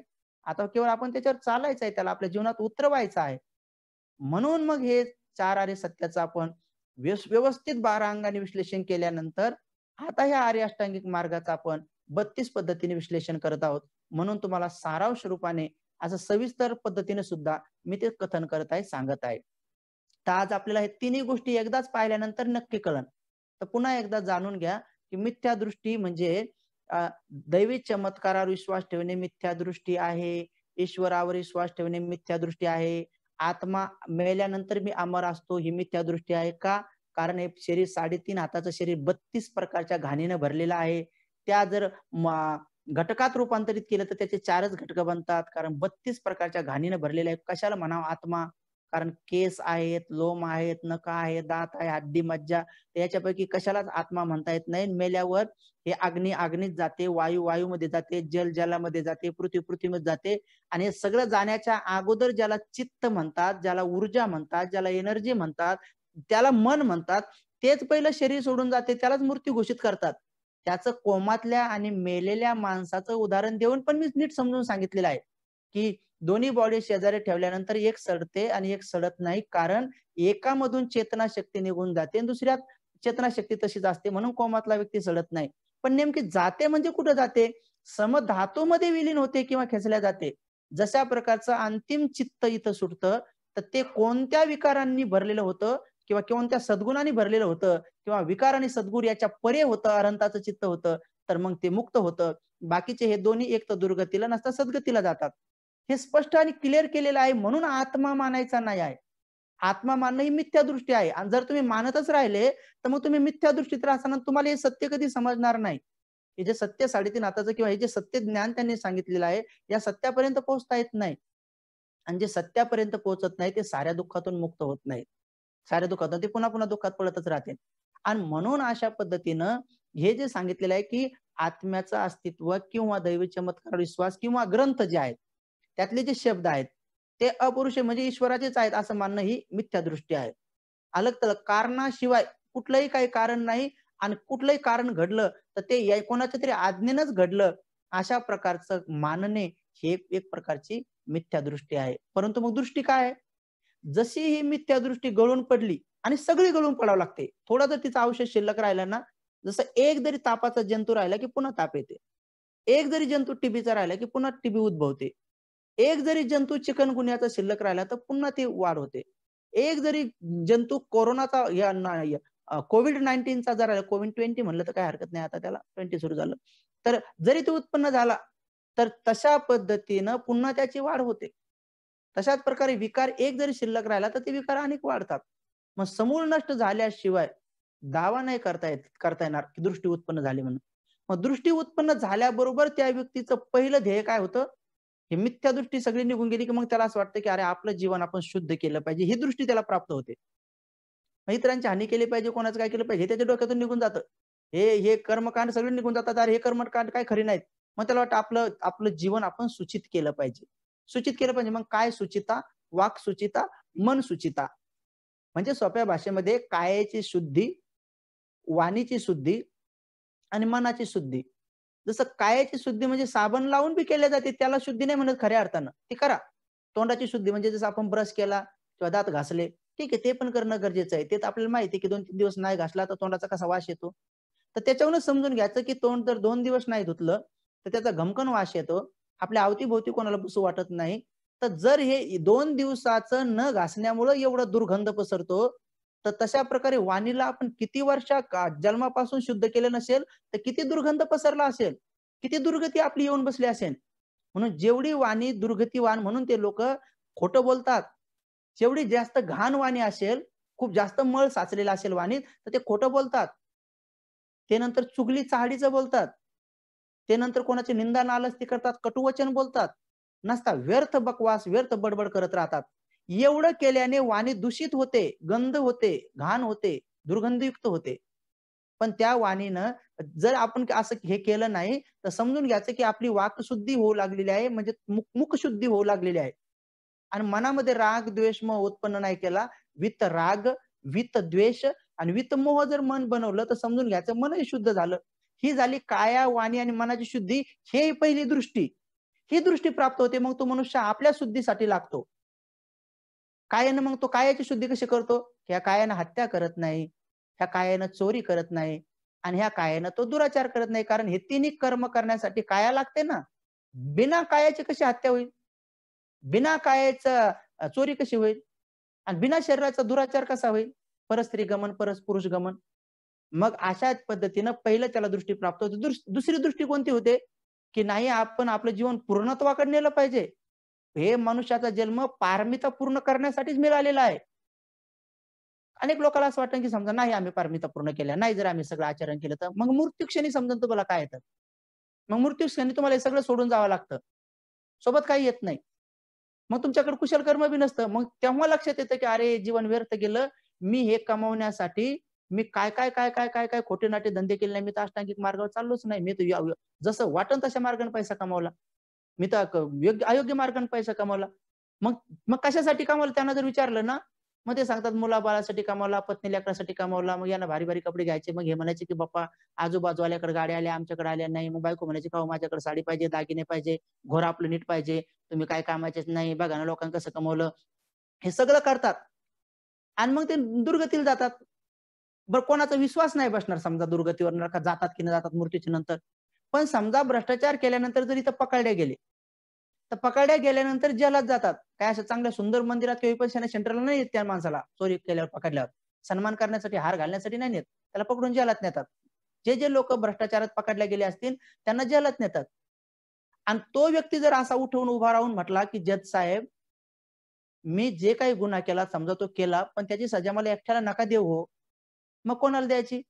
अहो माझ्या पत्नीला पण द्या, ती पण जबाबदार आहे याच्यामध्ये. तीच म्हणायची मला नेहमी-नेहमी, की "तुम्ही इतके पैसे आणा, असे आणा, तसे आणा." माझे लेकरं बी घडी-घडी मला काही-काही मागायचे आणि पुन्हा त्यातल्या त्यात बरोबर यांना बी 6-6 महिने जेलात टाका आणि त्याच्याबरोबर आमच्या ईन-इवायाला बी टाका. कारण त्यांची बी आम्हाला बोलवण करावं लागायची, कपडे-लत्ते घ्यावे लागायचे, जावयाला कपडे घ्यावे लागायचे, दागदागिने घ्यावे लागायचे. मोठी मोठी आम्हाला आमची मिसाज लोकांमध्ये मिरवावी लागायची. मी अहंकारी, मी फ्रिज घेऊन दिलं, मी हे घेऊन दिलं. जेवढं आहे त्याच्यात राहण्याची इच्छा उत्पन्न होत नाही. काहून? हे मिथ्यादृष्टी आहे ना. मिथ्यादृष्टी आहे ना. मिथ्यादृष्टीमुळे हे सगळा व्यवहार बदलला आणि सगळं जे बिघडला ना हा कारभार सगळा, हे मिथ्यादृष्टी झाली, की मग ते संकल्प बी मिथ्या होऊन जातात. मग त्या लोकांची वाणी बी मिथ्या होऊन जाते, गर्वाचीच होऊन जाते. मग त्या लोकांचे कर्म जे म्हणतात ना, ते कर्म बी मिथ्याच कर्म बनत जातात. मग त्यांची आजीविका, घरात पैसे येण्याचे जे मार्ग आहे की नाही, ते बी मिथ्या होऊन जातात. आणि मग नंतर त्यांचं व्यायाम म्हणजे मनाची जी मन आहे सकाळपासून संध्याकाळ ते मिथ्याच राहतं मग. त्या मनाचा व्यायाम पण तो सुरू होऊन जातो. वाईट करण्यासाठी मग कोणाला टोपी देऊ, कोणाला ठकू, कोणाला फसवू, कोणाला काय करू. मग हे सगळं करत जातात आणि अक्षरशः त्याची व्यायाम, स्मृती आणि समाधी पण त्याची मिथ्या बनते ना, मग मृत्यूच्या क्षणी त्यांच्याकडे काही धन नसतंय. मग जेव्हा हे सगळं इथं सोडून जायचंय, समजा जगात जरी नाही गेला तो, जगात जरी नाही गेला तरी त्याला हे सोडून जावं लागतं इथे, सोबत राहत नाही. मग त्याला मोठा पश्चाताप उत्पन्न होतो, की यार मी एवढं सगळं कमावलंय, पण सोबत तर काही नाही. इव्हन लेकरं-बाळ बी नाही, बायको बी नाही. हे कोणीच सोबत येत नाही. मग त्याला भला मोठा पश्चाताप होतो त्या टाईमामध्ये. कारण त्याने हे मार्गावर चाललेलं नसतं ना आणि त्याला दुर्गती दिसते, नरक दिसतो, स्पष्ट दिसतो. अरे, अरे, अरे, अरे! मी तर ह्या खड्ड्यात पडणार आहे का? मग खड्ड्यात पडणार हे दिसल्यामुळे डोळे फाडतात लोक मारतात. त्याच्यामुळे तोंड वाकडे-तिकडे करून मारतात. त्याच्यामुळे ह्या अशा मुठी वळून किंवा आचक्या देऊन मारतात. ते त्या टाईमात ते घडतं तिथं. त्यांना हे माहित नसलं, दृष्टी दिसत नाही ना, त्याच्यामुळे तिथं ते तसं होतं. घनघोर अंधार दिसल्यामुळं. आणि मग म्हणून ते असे बिचारे चाचपडतात आणि मग तिथं प्राप्त होतात. पण ज्यांना मिथ्यादृष्टी नष्ट पावते आणि तेव्हा त्यांना दृष्टी प्राप्त नाही, आपलं जीवन आपण शुद्ध केलं पाहिजे, पूर्ण केलं पाहिजे. मग पूर्ण केलं पाहिजे, मग त्यांना लगेच सुचतं की दान दिलं पाहिजे. मग त्यांच्या लक्षात येतं की जसं एखाद्या गोष्टीच्या अभावाने मी व्याकुळ होतो. मला जर वेळेवर जेवण नाही मिळाले, वेळेवर कपडा नाही मिळाला, उन्हापासून रक्षण करण्यासाठी छत्री नाही किंवा घर नाही मिळालं, थंडी वाऱ्यामध्ये जर डास मच्छर चावले, तर जसं मी व्याकुळ होतो तसे असंख्य लोक आहेत ते व्याकुळ होतात. मग त्याला असं वाटतं की जसं मला सुख-सुविधा पाहिजे, तशा मी दुसऱ्यांना पण द्यायला पाहिजे, अशी भावना त्याच्या मनात उत्पन्न होते. म्हणून मग त्याच्याकडे दान पारमिता पूर्ण सुरू होते. मग दान दिल्याने दोघांचा लाभ होतो. एकतर घेणाऱ्या व्यक्तीचा तुरंत लाभ होतो. घेणाऱ्याला ती वस्तू मिळते हे तर स्पष्ट आहे.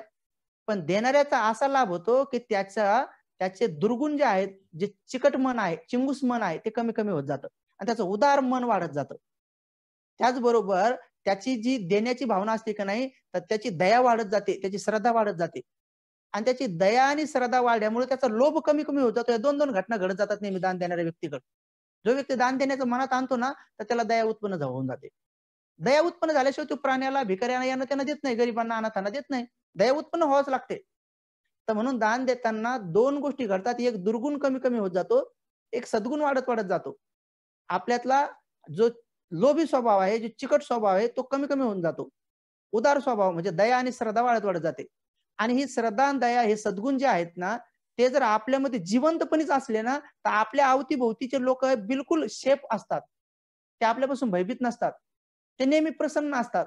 त्यांना नेहमी माहीत आहे, की हे देणारे आहेत, म्हणजे आपल्याला कोणत्या शब्दात फसवून आपल्याकडून काही लुबाडणार नाहीत, काय नाहीत, फसवणार नाहीत, गठवणार नाहीत. ते लोकं निश्शंक असतात आपल्यापासून. त्याला माहिती आहे, की अरे हे देणारे आहेत. हे घेत नाहीत. याला रस्त्यात पडलेले पैसे उचलत नाही कोणाचे. त्यांना माहीत असतं, की आपण चोरी करणारच नाही. कारण त्यांना आपला व्यवहार माहीत असतो, की हे देणारे आहेत म्हणून. तर देणाऱ्या व्यक्तीच्या अवती-भोवती प्राणी बी येतात. आणि ते प्राणी पण का जवळ येतात? कारण त्यांना माहिती आहे, की हे देणारे आहेत त्याच्यामुळे मी हे काय माझा जीव घेणार नाहीत. हे प्राण्याला बी कळतं, की हे माझा जीव घेणार नाही म्हणून साप बी आजूबाजूला येतात. वाघ बी हे बुद्धात होतं म्हणून येतात. आपल्या बी जवळ येऊ शकतात. पण आपल्याजवळ आपले लेकरं येत नाहीत. कारण आपण डोळे वाचून हे भला फटका देतो ठेवून त्याला. किंवा आपल्याजवळ आपली बायकोला बी असे डोळे वाचतो किंवा नवऱ्याला डोळे वाचतात काही-काही लोकं. दाटवटी खातात. असं करून रागावतात. मग आता असं आपल्याजवळच पहिला दुर्गुण असला, आता देण्याचा भावच नसला, तर साधं अहो या वस्तू तर सोडा. पैसा हातला किंवा वस्तू सोडा. साधे 2 प्रेमाचे शब्द देता येत नाही कोणाला. प्रेमाचे 2 शब्द दिले ना, तर कोणी जवळ येतंय. आता बघा तुम्ही सगळे एवढे लोकं जवळ काहून आले? समजा एवढे ऑनलाईन काहून जुटतात? जर समजा तुम्हाला अपशब्द दिले गेले असते किंवा तुम्हाला मिथ्या दृष्टीचे शब्द दिले गेले असते, जर तुम्हाला व्याकुळ बनवणारे शब्द दिले गेले असते, तर कशाला आपलं एवढं कामधंदा, सगळं घरचं टीव्ही पाहण्याचं, सगळं जे काही झोप घेण्याचं, जे जे काही विश्राम करण्याचं जे काही काम होते ते सोडून इथं ऐकत बसणं का वाटलं असतं? कारण 2 शब्द भगवंताची वाणी, सत्यवाणी, दुःखमुक्तीची वाणी, आर्य श्रेष्ठ असं मार्गाची वाणी ऐकायला मिळते म्हणून कोणाला जवळ येऊन बसावं वाटतं. नाहीतर तुम्ही असं कोणाला ढुसा मारा बरं, कोण जवळ येऊन बसू देतंय? नाही बसावं वाटत माणसाला. तर हा गुण कधी वाढतो? जेव्हा माणसाला दृष्टी प्राप्त होते, की नाही मी देणारं बनलं पाहिजे. मग तो पारमिता पूर्ण करतो आणि पहिले दान म्हणजे मग तो देणारा बनतो. मग याला दृष्टी म्हणतात. मग त्याला दया येते इतर इतर लोकांप्रती. तर समजून घ्यायचं, की आपल्याकडे जर असं येणं सुरू झालं, तर ओळखून घ्यायचं, की आपली मिथ्या दृष्टी गळून पडली आणि आपली दृष्टी विकसित होत गेली. मग तो माणूस 10 पारमिता पूर्णत्वाकडे नेण्याचा प्रयत्न करतो. पहिल्यात काय करतो तो? काय शुद्धी, वाच शुद्धी, मन शुद्धी करतो म्हणजे अष्टांगिक मार्गावर आरूढ होतो. इथं काय करतो? 10 पारमिता पूर्ण करतो. तेच सांगितलंय 22 प्रतिज्ञेमध्ये बाबासाहेबांनी. लोकं वाचत नाही नीट. त्याला काय करावं? बरं नका वाचू तुम्हाला वेळ नाही तर. पण ज्यांना वेळ आहे बिचाऱ्यांना, ज्यांच्याकडे वेळच वेळ आहे, ज्यांनी सेपरेट हे कामच स्वीकारलेलं आहे, अशा भिक्षूंचा तो उपदेश आहे का? त्यांचा तो उपदेश आहे का? ठीक आहे तुमच्याकडे पुस्तकं वाचण्यासाठी किंवा काही ग्रंथ वाचण्यासाठी नाही वेळ. तुम्ही ग्रस्ती आहात, सांसारिक जीवनात आहात. पण एक तर हप्त्यातला दिवस काढा किंवा सकाळचं ध्यानासाठी तर काढा. आपलं तर मंगल करून घ्या. खूप माणसाचं हानी होते. मृत्यूक्षणी सगळा पश्चाताप होऊन काय करता येत नाही. मृत्यूक्षणी सगळं समजून बी आपल्याकडे फार कमी वेळ असतो. 1 दिवस किंवा 1 घंटा, 2 घंटे. तेवढ्यात किती भरधाव वेगानं पळालं तर सुखाच्या गावापर्यंत पोहोचता येत नाही. आतापासूनच चालणं सुरू करा. सदाचार म्हणतात त्याला. नाहीतर मृत्यूच्या दिवशी समजा आज कळलं बी, तर एका दिवसात काय-काय करणार? दान करणार का? शीलपालन करणार का? समाधी करणार का? प्रज्ञा प्राप्त करणार का? विकार काढणार का? द्वेष काढणार का? मोह काढणार? का ईर्ष्या काढणार का? तृष्णा काढणार? का आळस काढणार का? काय-काय काढणार? एवढं नाही होत एवढ्या स्पीड गतीनं. त्यासाठी हळू काढत जावं लागतं. आतापासूनच कामाला लागावं लागतं. तर ज्यांच्यावर तुमचं प्रेम आहे, त्यांना त्यांना ह्या गोष्टी संग जोडा. हे धम्मोपदेश ऐकण्यासाठी जोडा किंवा ह्या व्हिडिओ जिथं कुठं आपल्या YouTube चॅनलवर दिसतील तिकडे त्यांना ऐकू द्या. ऐकल्यानंतर बिचाऱ्यांचं कल्याण होईल. हां, हेतूच तो आहे सांगणाऱ्यांचा. आपल्या भगवंतांनी तोच मार्ग त्यासाठी सांगितला. म्हणून दुसरा दृष्टी त्यांना उत्पन्न होते. तिसरी गोष्ट त्यांना काय उत्पन्न होते, की केवळ 10 पारमिताच नाही, त्याच्याही पुढे जाऊन त्यांच्याकडे एक दृष्टी प्राप्त होते, की अरे, हे जीवनाचा एवढा श्रेष्ठ मार्ग आहे. भगवंतांनी प्रकाशित केलेला आहे आणि हे तर आपण जीवन शुद्ध केलं पाहिजे. पण केवळ जीवन शुद्ध करून चालत नाही, 10 पारमिता पूर्ण करून नाही, तर निब्बाणाचा साक्षात्कार केला पाहिजे. निब्बाणाचा. मग ही दुसरी दृष्टी प्राप्त होऊन जाते त्यांना निब्बाण. मग ते निब्बाण म्हणताना पण पाहतात, की 3 प्रकारचे निब्बाण कथन केले तिथं. काही लोकं म्हणतात, खा, प्या आणि मजा करा. मेल्यावर काही शिल्लक नाही. हे जे काय करायची ऐश करून घ्यायची, ते ह्याच जन्मात पुढं कोण पाहिलंय, आहे की नाही, काय नाही, कोणाला काय माहिती आहे. घ्या खाऊन पिऊन, घ्या मजा करून. हे भगवान म्हणतात, ही मूढ मूढ निब्बाण आहे हे. हे मूढ लोक आहेत असे. मूढ दृष्टीचे लोक आहेत. हे खूप आपली आणि इतरांची हानी करतात. यांचं अनुकरण करणारे लोक मोठे भयान होऊन जातात. ते लोक त्यांच्या ह्या खा-प्या मजा करण्याच्या नादानादात कोणाच्या चोऱ्या बी करतात. कोणाचे खून खराबी बी करतात.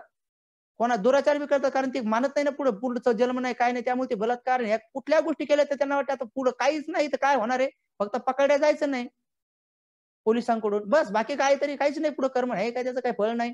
हे मूढ बनतात. हे सगळा संसार दुःखदायी बनवतात हे लोक. हे अशा स्वभावांचे लोक. म्हणून भगवान म्हणतात, "या अशा प्रकारचे निब्बाण मला अमान्य आहे." आणि दुसरे काय म्हणतात, की शरीराला अशा प्रकारचे दंड, अशा प्रकारचे कष्ट द्या. वर्तमानात जीवन बिघडून टाकलंय सगळं. आणि भविष्यात काय बनन पुढं? तर बुद्ध याचा मधला मार्ग सांगतात. बुद्ध हे बी टोक सांगत नाही, ते बी टोक सांगत नाहीत. भगवान बुद्ध म्हणतात, की आवश्यकतेनुसार तुम्ही गरजा पूर्ण करा. जर तुमची आवश्यकता आहे, भोजन ही तुमची आवश्यकता आहे, पाणी ही तुमची आवश्यकता आहे, निद्रा ही तुमची आवश्यकता आहे, कपडा-लत्ता ही तुमची आवश्यकता आहे, घरदार ही तुमची आवश्यकता आहे. पण तुम्ही इच्छेनुसार कपडे घेणे, खाणे, घरं बनवणे या मिथ्या दृष्टीत जाऊ नका. एक घर म्हणून त्या माणसाला दृष्टी प्राप्त होते, की इकडे निर्वाण प्राप्त करायचं आणि मग काय करायचंय? तर ज्यानं आपली तृष्णा वाढेल त्या गोष्टीचा कशाला साठा करत बसायचं? मग जास्त पैसा झाल्यानंतर 10 घरं घेण्यापेक्षा तो लोक दानाकडे वळतो तो मनुष्य. आणि ज्याला दृष्टी प्राप्त होत नाही ना, तर तो व्यक्ती दान देणं सोडून काय करतो? आपल्यालाच जास्त घेणं सुरू करतो, आपलं सोनं जास्त घेणं सुरू करतो, आपल्याला दागदागिने घेणं सुरू करतो.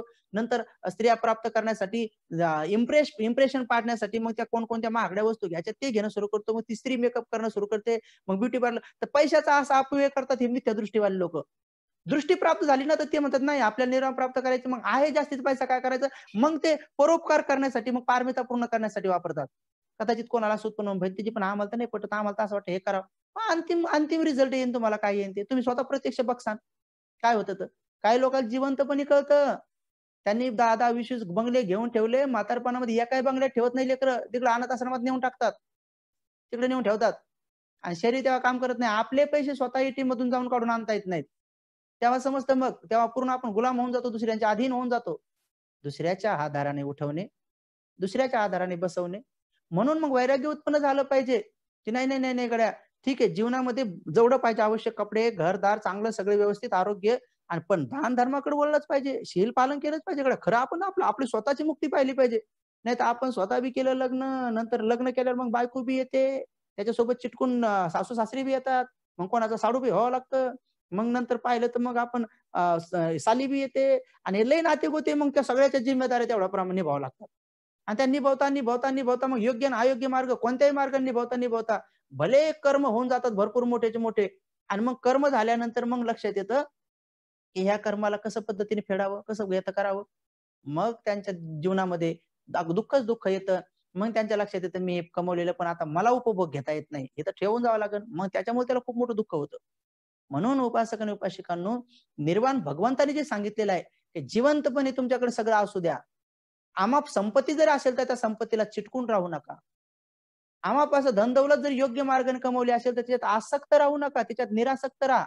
जसं की एखाद्या तळ्याला जर पाट काढून दिला पाट पाण्याचा, तर वरून पाणी येत राहील आणि जास्त झाल्यानंतर बाजूला जाईन. त्याच्यामुळे येणं आणि जाण्याची प्रक्रिया असल्यामुळे ते पाणी शुद्ध राहील.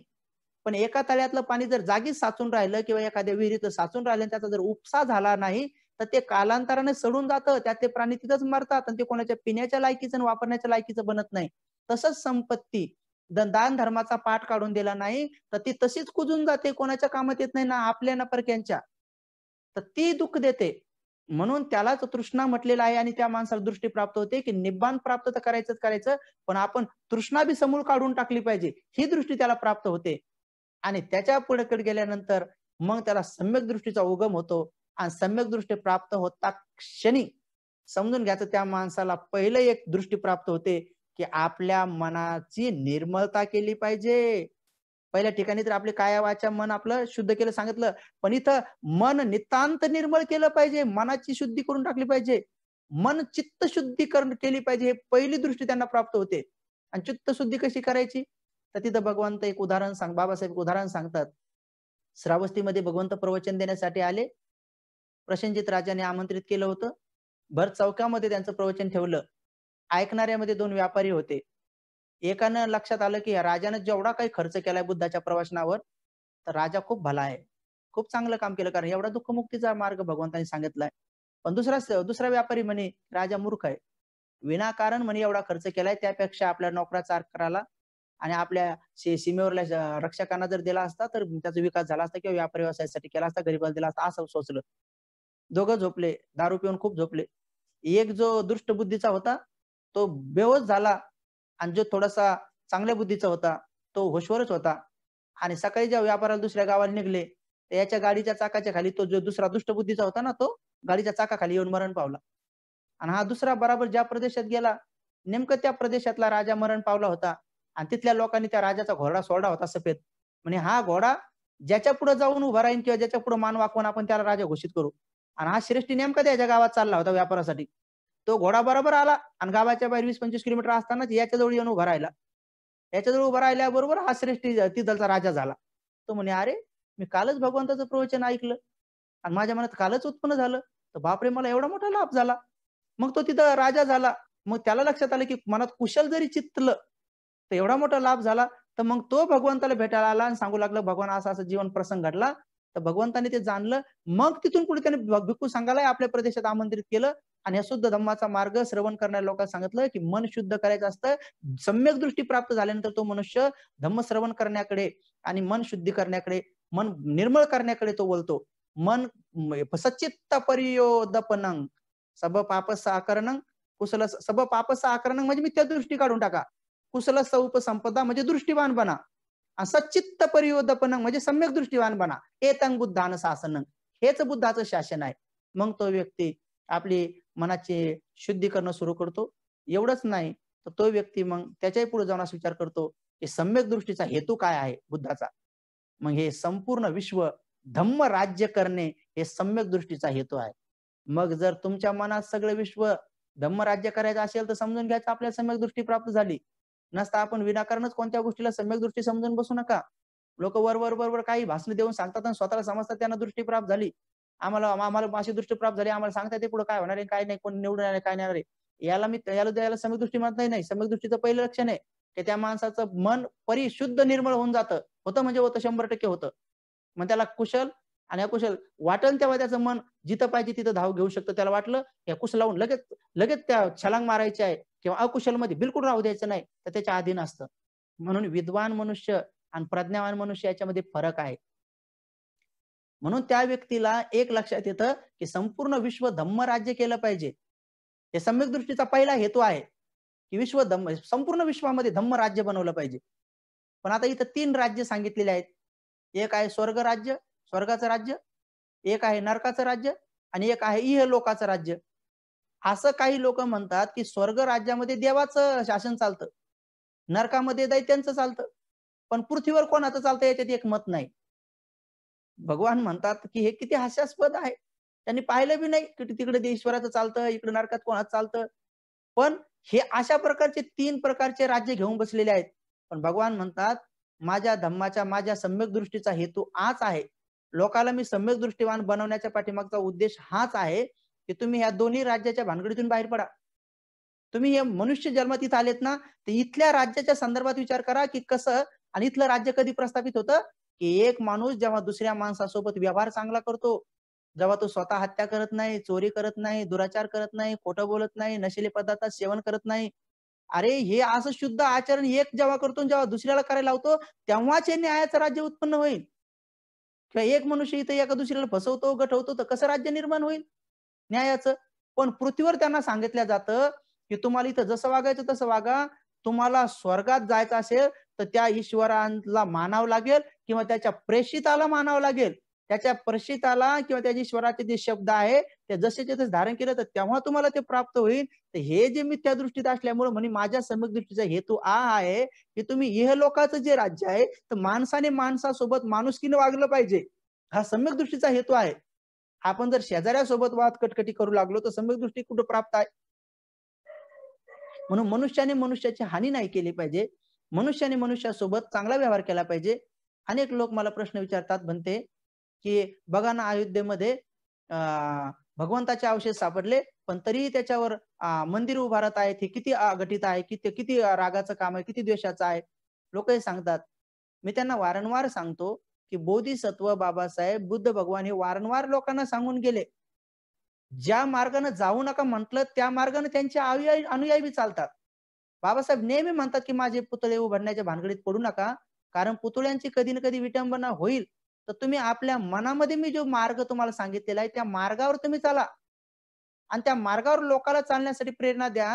म्हणजे आपोआपच त्यांना त्या मार्गावर चालल्यानंतर जो कोणी मार्ग कथन केलाय, त्यांच्याप्रती श्रद्धा उत्पन्न होईल. मग विटंबना करण्याचं कारणच पडणार नाही. पण आपण आपण वारंवार काय करतो, ज्या मार्गाने जायचं महापुरुषांनी सांगितलं ते सोडून त्यांच्या उत्सवामध्ये आणि त्यांच्या वेगळ्याच गोष्टीमध्ये दैवत बनवण्यामध्ये आपण कामी लागतो.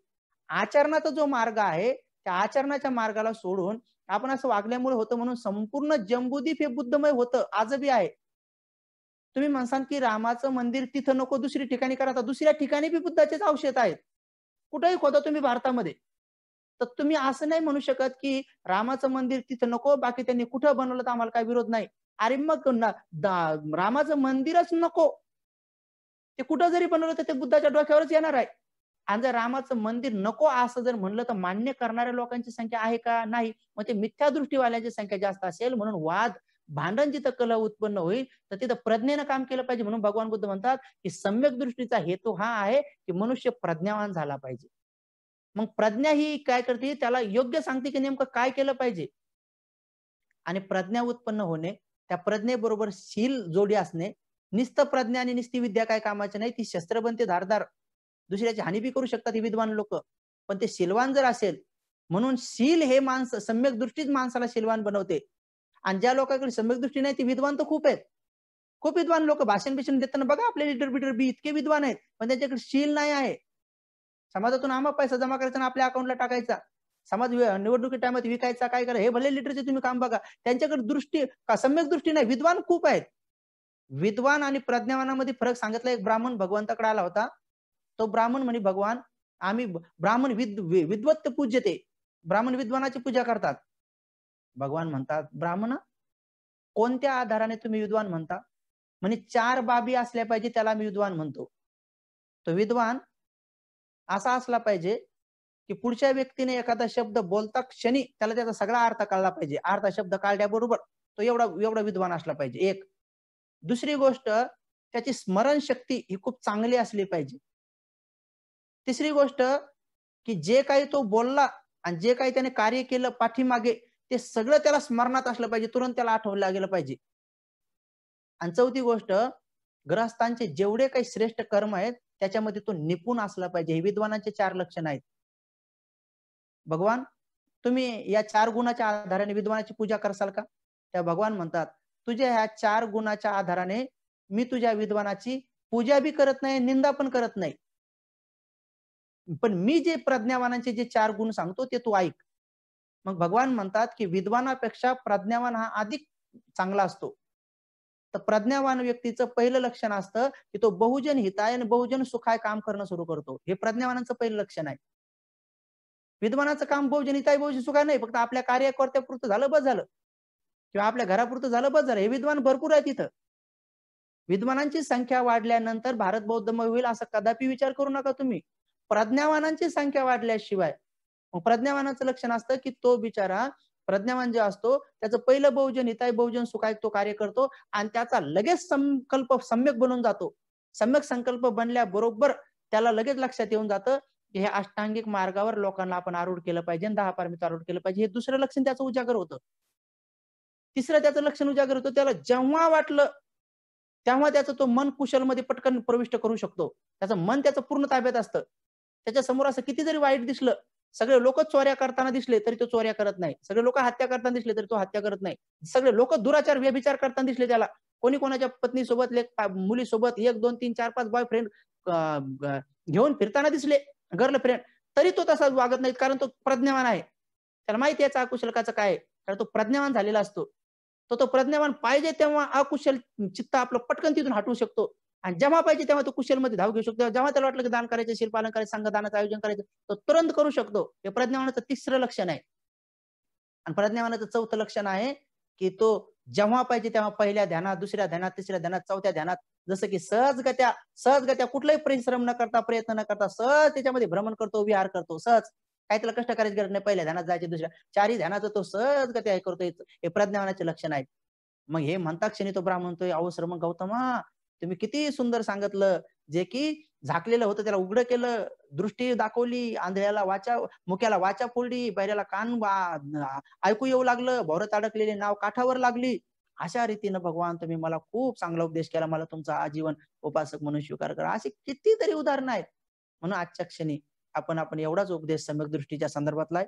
विशेष रूपाने आणखी त्याला मी विश्लेषित करून 56 अंगांनी आपण पुढं आणखी विश्लेषितच करणार आहोत. बाकी सम्यक संकल्प, मिथ्या संकल्प आणि निश्चय संकल्प बाकी आहेत. अजून सगळं सगळं बाकी आहे. आपल्याला कुठलीही गडबड नसली पाहिजे.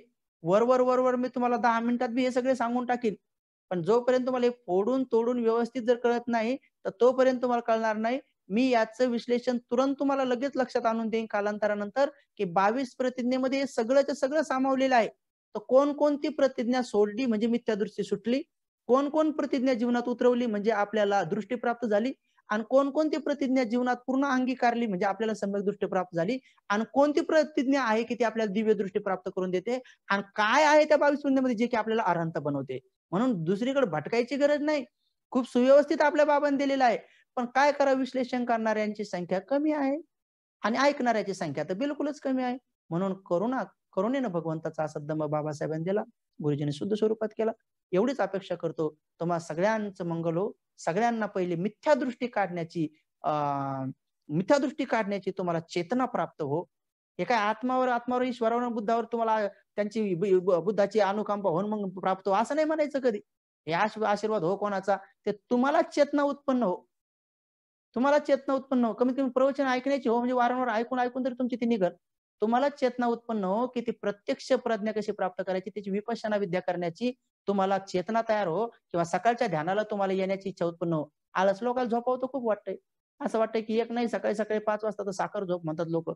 साखर झोप नाही, मोळ्याच्या मधासारखी झोप असते. त्याला वाटतं 10-12 गोधड्या टाकून द्यावा, कोणीतरी आम्हाला झोक्यात टाकावं. हे आळस, हे आरंत होईपर्यंत राहतोय. भला मोठा शत्रू आहे आपला. दुसरे शत्रू पाहत बसलेत लोकं. म्हणून आजच्या क्षणी एवढाच उपदेश देतो, की मिथ्या दृष्टी पहिले काढून टाका. मग दृष्टी उगम पावते, आणि दृष्टी विकसित झाल्याबरोबर सम्यक दृष्टी बनते, आणि ती पहिलं मग बहुजन हिताय बहुजन सुखाय काम करणं सुरू करतो तो व्यक्ती. एवढंच नाही तर तो व्यक्ती संपूर्ण विश्व धम्मराज्य झालं पाहिजे. मग तो स्वर्गाच्या लोकाचं आणि नरकाच्या लोकांचं सोडून तो हे लोकांमध्ये कसं सुख संपादन करता याच्या कामाला तो लागतो. आणि त्याच्याही पलीकडे गेल्यानंतर मग तो विचार करतो, की एवढ्यानं काम चालणार नाही. मग तो प्रज्ञावान बनणं सुरू करतो. विद्वान बनण्याच्या भानगडीत पडत नाही. मग प्रज्ञावानच नाही तर तो म्हणतो केवळ प्रज्ञा असून काय फायदा नाही, कारण प्रज्ञावान म्हणून दुसऱ्याला फसू शकतो. म्हणून तो शीलवान, त्याची शीलाची जोडी असली पाहिजे. मग ही सम्यक दृष्टी त्याला प्राप्त होते. आणि शीलानच काम भागणार नाही तर मग तो म्हणतो माणूस करुणावान झाला पाहिजे. मग करुणेचं उदाहरण भगवंता सांगितलं, की बौद्ध धर्मामध्ये करुणा असणं अत्यंत गरजेचं आहे. आणि मग तिथं करुणेचं सांगितलं, की भगवंतांनी सांगितलं की जो भिक्षू कुठे बी बसला बिचारा, कुठे बी बसला तर त्याच्या शरीरातून घाण पडायची, वास यायचा. कोणी भिक्षू त्याची साफसफाई करत नव्हते. तर भगवंतांनी जाऊन त्याचं अंग स्वच्छ धुतलं आनंदाला सांगून. अंग स्वच्छ धुतल्यानंतर मग विचारलं तर भगवान म्हणतात, हो तथागताचा जन्म त्यासाठी झाला असता, कारण ही करुणा असली पाहिजे आपल्याकडे, करुणा असली पाहिजे. तर करुणा विकसित झाल्याशिवाय आणि सम्यक दृष्टी प्राप्त झाल्याशिवाय करुणा उत्पन्न होत नाही माणसाला. नाहीतर लोक घरच्या घरी सेवा करत नाही आपली मायबापाची. ज्या मायबापाने आपला लाखो वेळा शेंबूड काढला, ज्यांनी लाळ पुसली, ज्यांनी आपली लघवी आणि विष्ठा आपण जशा पद्धतीनं पिलकलो, किंवा जशा पद्धतीनं आपण पिलकलो, म्हणा निबर म्हणा पातळ म्हणा, त्यांनी कधी तिरस्कार केला नाही. त्या मायबापाची आपल्याला पुढे सेवा करू वाटत नाही. कशामुळं? सम्यक दृष्टी नसल्यामुळं. तर तथागताने आदर्श घालून दिला आपल्या पुढं, की अरे बाबा हे तथागताने त्यांच्या हाताने त्या बिचाऱ्या घाण झालेल्या भिक्षूला धुतलं. तेव्हा सगळे भिक्षू पळत आले मग बघू लागलेत म्हणे हो तथागताचा जन्म त्यासाठी झालेला असतो. जे कोणी रोग्याची सेवा करेल समजून घ्या ती तथागताची सेवा या सांगून टाकलं. आपण आपल्या घरातल्या घरात रोग्याची सेवा करत नाही. जर सासू आपली बिमार पडली तर आपण तिची सेवा करण्याच्या ऐवजी बदला घेण्याच्या भानगडीत पडतो. चांगलं तिला ढुसके ढाशे देतो, खुसके खासके देतो. म्हणते तू लई बोलत होती ना म्हातारे, किती वेळेस मागितलं तर जेवायला देत नाही. कुठं आपल्याकडे दृष्टी आहे, कुठं करुणा आहे आपल्याकडे. करुणा नाही याचा अर्थ सम्यक दृष्टी नाही. हे बाकी आपल्याला कळलं बिळलं हे झालं म्हणून असं नाही की सम्यक दृष्टी. सम्यक दृष्टी झाली की माणसाला ती करुणा उत्पन्न होते. आणि करुणा उदाहरण इथं खूप असं सांगितलंय. प्रज्ञेचं बी उदाहरण सांगितलंय की विद्या पुरुषी नाही, प्रज्ञावान काय? तो पटीशेनाला बाकीच्यानं सगळ्यांना त्रिपिटक पाहत होत्या. पटीशेनाला 500 अरहंत भिक्षूंनी शिकवलं तरी एक गाथा पाठ नव्हती. पण भगवंताने शिकवलं तर तो एका गाथेवर अरहंत झाले ते पटीशन. म्हणजे इथं केवळ विद्या असून चालत नाही, त्याच्याबरोबर शीलाची जोड असली पाहिजे. म्हणजे सम्यक दृष्टीनंच प्राप्त होतं. आणि करुणा पण नाही तर तिच्यामध्ये मैत्रीची जोड असली पाहिजे. आणि मैत्री सांगितली भगवंतांनी की सम्यक दृष्टीवान माणसाचं एक लक्षण आहे की त्याच्यामध्ये मैत्री आघात उत्पन्न होते. मैत्री उत्पन्न झाली की समजून घ्यायचं तीच सम्यक दृष्टी आहे. नाही तर तुम्ही कितीही म्हणत बसा सम्यक दृष्टी आहे मला. हे डोळे किती चांगले सुरमा लावून चष्मा लावून किती सजवा, या दृष्टीला काही सम्यक दृष्टी कोणती दृष्टी म्हटलेली नाही. सम्यक दृष्टीवान व्यक्तीमध्ये मैत्री आघात होते. पण मैत्री पण कशी? हे आपल्या मुलाबाळाचंच भलं हो, मंगल हो, माझ्या नवऱ्याचं लय प्रमोशन हो, माझी बायकोच लय सुंदर होत राहो आणि आमचं घरदार चांगलं हो, आमचे हे निवायले चांगले हो. याला नाही म्हणत मंगल मैत्री. मंगल मैत्री म्हणजे भगवंतांनी उदाहरण सांगितलं जसं जमीन ही पृथ्वी कोण खोदल्यावर सुद्धा ती रागे भरत नाही. त्या पृथ्वीला खोदलं काय, खड्डा पाडला काय, तिच्यावर कोणी लघवी केली काय, कोणी थुंक टाकली काय, कोणी विष्ठा टाकली काय, तर ही पृथ्वी जशी स्थिर असते कोणाबद्दलही ती खड्ड्या खोदणाऱ्याबद्दल आणि तिच्यावर विष्ठा करणाऱ्याबद्दल, घर बांधणाऱ्याबद्दल, झाडं लावण्याबद्दल, पेरणाऱ्याबद्दल कोणाबद्दल बी नाही, ती समान असते. तशा पद्धतीचा चित्ताचा भाव त्याला म्हटलं मैत्री. जसं एखादा व्यक्ती आकाशामध्ये काही रंगू शकत नाही किंवा एखादी टेंबा घेऊन समुद्राला आग लावतो मग असं म्हणू शकत नाही. तशा प्रकारची मैत्री. काही जरी आपल्यासोबत कोणी व्यवहार केला तरी जर समुद्राला आग लावता येत नाही तसं आपल्या कानाला कोणी शिवी दिली काय डोळ्याने, अशा प्रकारची आगाध मैत्री भावना उत्पन्न होते. त्याला मैत्री म्हणतात. त्या व्यक्तीमध्ये त्याच्या प्राणी मात्राप्रती सगळ्यांप्रती मैत्री होती. जसं की भगवंताची देवदत्त आणि राहुलावर समान मैत्री होती. तर ती सम्यक दृष्टी प्राप्त झाल्यानंतर माणसाची ही मैत्री अशी विकसित होती. आणि गोष्ट केवळ एवढ्यावरच थांबत नाही. भगवान म्हणतात की सम्यक दृष्टीवानाचं पहिलं कर्तव्य मग पार होतं त्याची मैत्री विकसित झाल्यानंतर मग माणसामध्ये भेद करणारे जे धर्म आहेत किंवा जे पुस्तकं आहेत, जे ग्रंथ आहेत की जे चातुर्वर्ण व्यवस्था निर्माण करतात, की मग सम्यक दृष्टीची चातुर्वर्ण व्यवस्था विचार करते का रे ही चातुर्वर्ण व्यवस्था त्याच्या डोक्यातून निघून जाते. सम्यक दृष्टीचे हे काम आहे की चातुर्वर्ण व्यवस्था. मग तो व्यक्ती असं म्हणत नाही की ब्रह्माच्या मुखातून कोणी जन्मलं, बाहूतून जन्मलं, उदरातून जन्मलं, पायातून जन्मलं. भगवान वारंवार सांगतात की भो ब्राह्मणा, तुमच्या महिला ऋतुमती होत नाहीत का? तुमच्या महिला गर्भवती होत नाहीत का? तुमच्या महिला ऋतुमती होतात, फलमती होतात, गर्भवती होतात, गर्भधारणा करून लेकराला जन्म देतात, स्तनपान करतात. तरी तुम्ही म्हणता की कोण्या ब्राह्मणाच्या मुखातून जन्मलो. ही मिथ्या दृष्टी नाही का? दृष्टीचा अभाव नाही का? आणि सम्यक दृष्टीचं नसणं नाही का? मग त्याने मान्य केलं. एवढ्यावरच भगवान थांबले नाही. भगवान म्हणतात की काय ब्राह्मणा, एखाद्या क्षत्रिय मुलासोबत किंवा एखाद्या शूद्र मुलासोबत ब्राह्मणाच्या मुलीनं लग्न केलं तर तिच्या पोटातून 4 पायाचा प्राणी जन्माला येईल का? तर म्हणे नाही भगवान. मग तुम्ही असे का दावा करता की तुम्ही वेगळ्या ठिकाणून जन्माला आलेत म्हणून मुखातून? तर एका व्यक्तीनं वर्तमानामध्ये हे प्रॅक्टिकल करून पाहिलं. ऑफिसमध्ये 2 मित्र होते, ब्राह्मण आणि एक बौद्ध. ब्राह्मणाने त्याच्या पत्नीच्या डिलिव्हरीसाठी सुट्टी टाकली. ती पास झाली तर बौद्ध माणसानं पण सुट्टी टाकली. त्याला विचारलं कशासाठी सुट्टी? म्हणे माझा मित्र ब्राह्मण आहे, त्याच्या बायकोची डिलिव्हरी मला बघायची म्हणून सुट्टी टाकली. तो मित्र त्याच्यावर चिडला, म्हणे रागाला, नालायका मूर्खा म्हणे, माझ्या पत्नीची डिलिव्हरी तुला कशाला बघायची? नाही नाही, मी असं ऐकलंय की तुम्ही लोक तुम्ही तोंडातून जन्मतात म्हणून. तेव्हा तो म्हणे नाही नाही, आम्ही तुमच्यासारखे जन्म. मग का बरं असं तुम्ही कथन करता, खोटा दावा करता? ईश्वराने निर्माण केलं, अल्लाने तयार केलं, हे केलं ते केलं, म्हणजे खोट्या दावा का मिथ्या दृष्टीत करा. आता इथं समान पद्धतीने जन्माला येतो, समान पद्धतीने आपण राग द्वेष मोह उत्पन्न होतो. समान पद्धतीने मनुष्य राग द्वेष मोह निघाला तो निर्मळ बी बनू शकतो, दानी बनू शकतो, द्वेषी बनू शकतो. म्हणून बुद्ध म्हणतात की सम्यक दृष्टीचं हे काम आहे की समाजातली ही विषमता नष्ट केल्या जाते. ही सम्यक दृष्टीचं काम आहे. आणि त्याच्याही पुढे जाऊन सम्यक दृष्टी एक काम करते, की समाजातली विषमता तर नष्ट करतेच करते, पण त्याच्याही पुढे ती जाऊन बनते, की समाजातली विषमता नष्ट करण्याबरोबरच भगवंत म्हणतात, की त्या माणसाला अगाध अशा प्रकारची सम्यक दृष्टी प्राप्त होते, की समाजामध्ये जे कलह आहेत, जे ब्रह्मामुळे हे निर्माण झाले, हे सगळे सगळे उत्पन्न झाले, तर त्याच्यापेक्षाही ते म्हणतात, की जन्मापेक्षा कर्माने शूद्र आणि ब्राह्मण होता येतं, ही प्रचार जास्त मोठ्या प्रमाणात सम्यक दृष्टीवर करणं सुरू करतात, की अरे जन्मानं कोणी शूद्र नाही आणि ब्राह्मण नाही. हे सम्यक दृष्टीचं पहिलं काम आहे. ते जन्मानं कोणाला श्रेष्ठ ठरवायचं नाही आणि जन्मानं कोणाला शूद्र ठरवायचं नाही. सम्यक दृष्टी म्हणते, की कर्मानं तो व्यक्ती नक्की शूद्र होईल आणि कर्मानं तो व्यक्ती नक्की ब्राह्मण, म्हणजे वर्तमानामध्ये लोक त्याचा आदर सत्कार करणं सुरू करतील आणि वर्तमानातच लोक त्याला तुच्छ, म्हणजे हत्या चोरी व्यभिचार करणार जर असेल तर लोक त्याला त्याला शूद्र समजतील किंवा त्याला हीन समजतील. आणि जे लोक आचरण करतील मग ते कोण्याही जाती धर्मात असतील, असे असे सेपरेट संप्रदाय नसतात त्याचे. ते मग आचरणानं ते दुर्गुण आणि सद्गुणाची व्याख्या केल्या जाईल, जन्मानं नव्हे. म्हणून व्यक्ती जन्मानं ओळखल्या जाणार नाही, तर तो कर्माने ओळखल्या जाईल, चांगला आणि वाईट. हे सम्यक दृष्टीचं लक्षण आहे. म्हणून अनेक असे उदाहरण भगवंतांनी दिले. त्यातलं उदाहरण दिलं, की हे जाती आणि अशी उच्च नीचता ही सगळी सगळी मानव निर्मित आहे, ती निसर्ग निर्मित नाही. जाती प्राण्यामध्ये आहेत, जाती झाडाझुडपांमध्ये आहेत. प्राण्यांच्या पायाचे ठसे वेगळे वेगळे असतात, म्हणून त्याच्या जाती वेगळ्या वेगळ्या आहेत. कोणत्याच प्राण्यांचे ठसे सारखे नाहीत, एकसारखे नाहीत. त्यांच्या पायांचे ठसे एकसारखे पडत नाहीत आणि त्यांची विष्ठा पण वेगळी वेगळी असते. प्रत्येक प्राण्यांची विष्ठा वेगळी असते. शेळ्यांच्या लेंड्या वेगळ्या असतात, सश्याच्या लेंड्या वेगळ्या असतात, कुत्र्यांच्या लेंड्या वेगळ्या असतात, घोड्यांची लीद वेगळी असते, बैलाचं शेण वेगळं असतं. कारण त्यांच्या जाती वेगळ्या आहेत म्हणून त्यांची विष्ठा वेगळी आहे.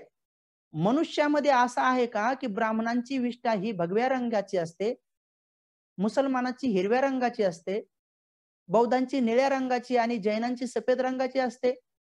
आणि जे बिचारे आदिवासी आहे त्यांची बेरंगाचीच असते, रंग नसते, पातळच असते किंवा निबरच असते किंवा विदर्भ खानदेश असे काय आहे का प्रांतवाद किंवा हे? नाही आहे.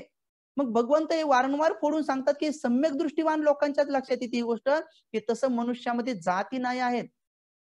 कोणत्याही कोणत्याही ब्राह्मण म्हणवणाऱ्या मुलीसोबत जर इथे पारधी म्हणवणाऱ्या मुलाचं लग्न झालं, तर त्यांनाही मुलगा किंवा मुलगीच प्राप्त होईल. त्यांच्या पोटी एखादं वानर किंवा एखादी घुबड किंवा एखादी मगर जन्माला येणार नाही.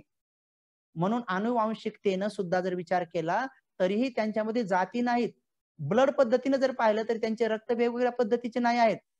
आणि राग, द्वेष, मोहाच्या पद्धतीने जर पाहिलं, तरी हिंदूंना येणारा राग भगव्या रंगाचा, बौद्धांचा निळ्या रंगाचा, जैनांचा सफेद रंगाचा किंवा मुसलमानाचा हिरव्या रंगाचा क्रोध येतो, असं नाही. किंवा सद्गुणाच्या अंगाने जर पाहिलं, तर मुसलमानाला चांगला सद्गुण म्हणजे दया, हिरव्या रंगाची दया येते आणि बौद्धांना निळ्या रंगाची किंवा ह्या बाकीच्यांना भगव्या आणि सफेद रंगाची येते, असंही मुळीच म्हणता येत नाही. कोणत्याही दृष्टिकोनातून पाहिलं, की मृत्यूच्या नंतर जरी पाहिलं, तर ब्राह्मणांचा मृत्यू वेगळाच होतो आणि त्यांना अग्नी दिल्यानंतर त्यांच्या शरीरातून भगवा रंग निघतो आणि बौद्ध माणसाला जाळल्यानंतर निळा रंग निघतो, असंही नाही. जीवित असेपर्यंत मृत्यूच्या नंतर. म्हणून आपण ह्या सगळ्या मिथ्या दृष्टीतून फक्त सम्यक दृष्टी आपल्याला बाहेर काढू शकते. म्हणून या सत्य वचनाने तुमचं सर्वांचं जयमंगल हो, सर्वांचं कल्याण हो आणि बाबांचा भारत बौद्धमय करण्याचा संकल्प परिपूर्ण हो. त्याचबरोबर संपूर्ण विश्व या सम्यक दृष्टीच्या पुण्यबळाने संपूर्ण विश्व धम्म राज्य हो आणि बुद्धाचं शासन चिरकालपर्यंत टिकून राहो. भवतु सब मंगलं, भवतु सब मंगलं, भवतु सब मंगलं.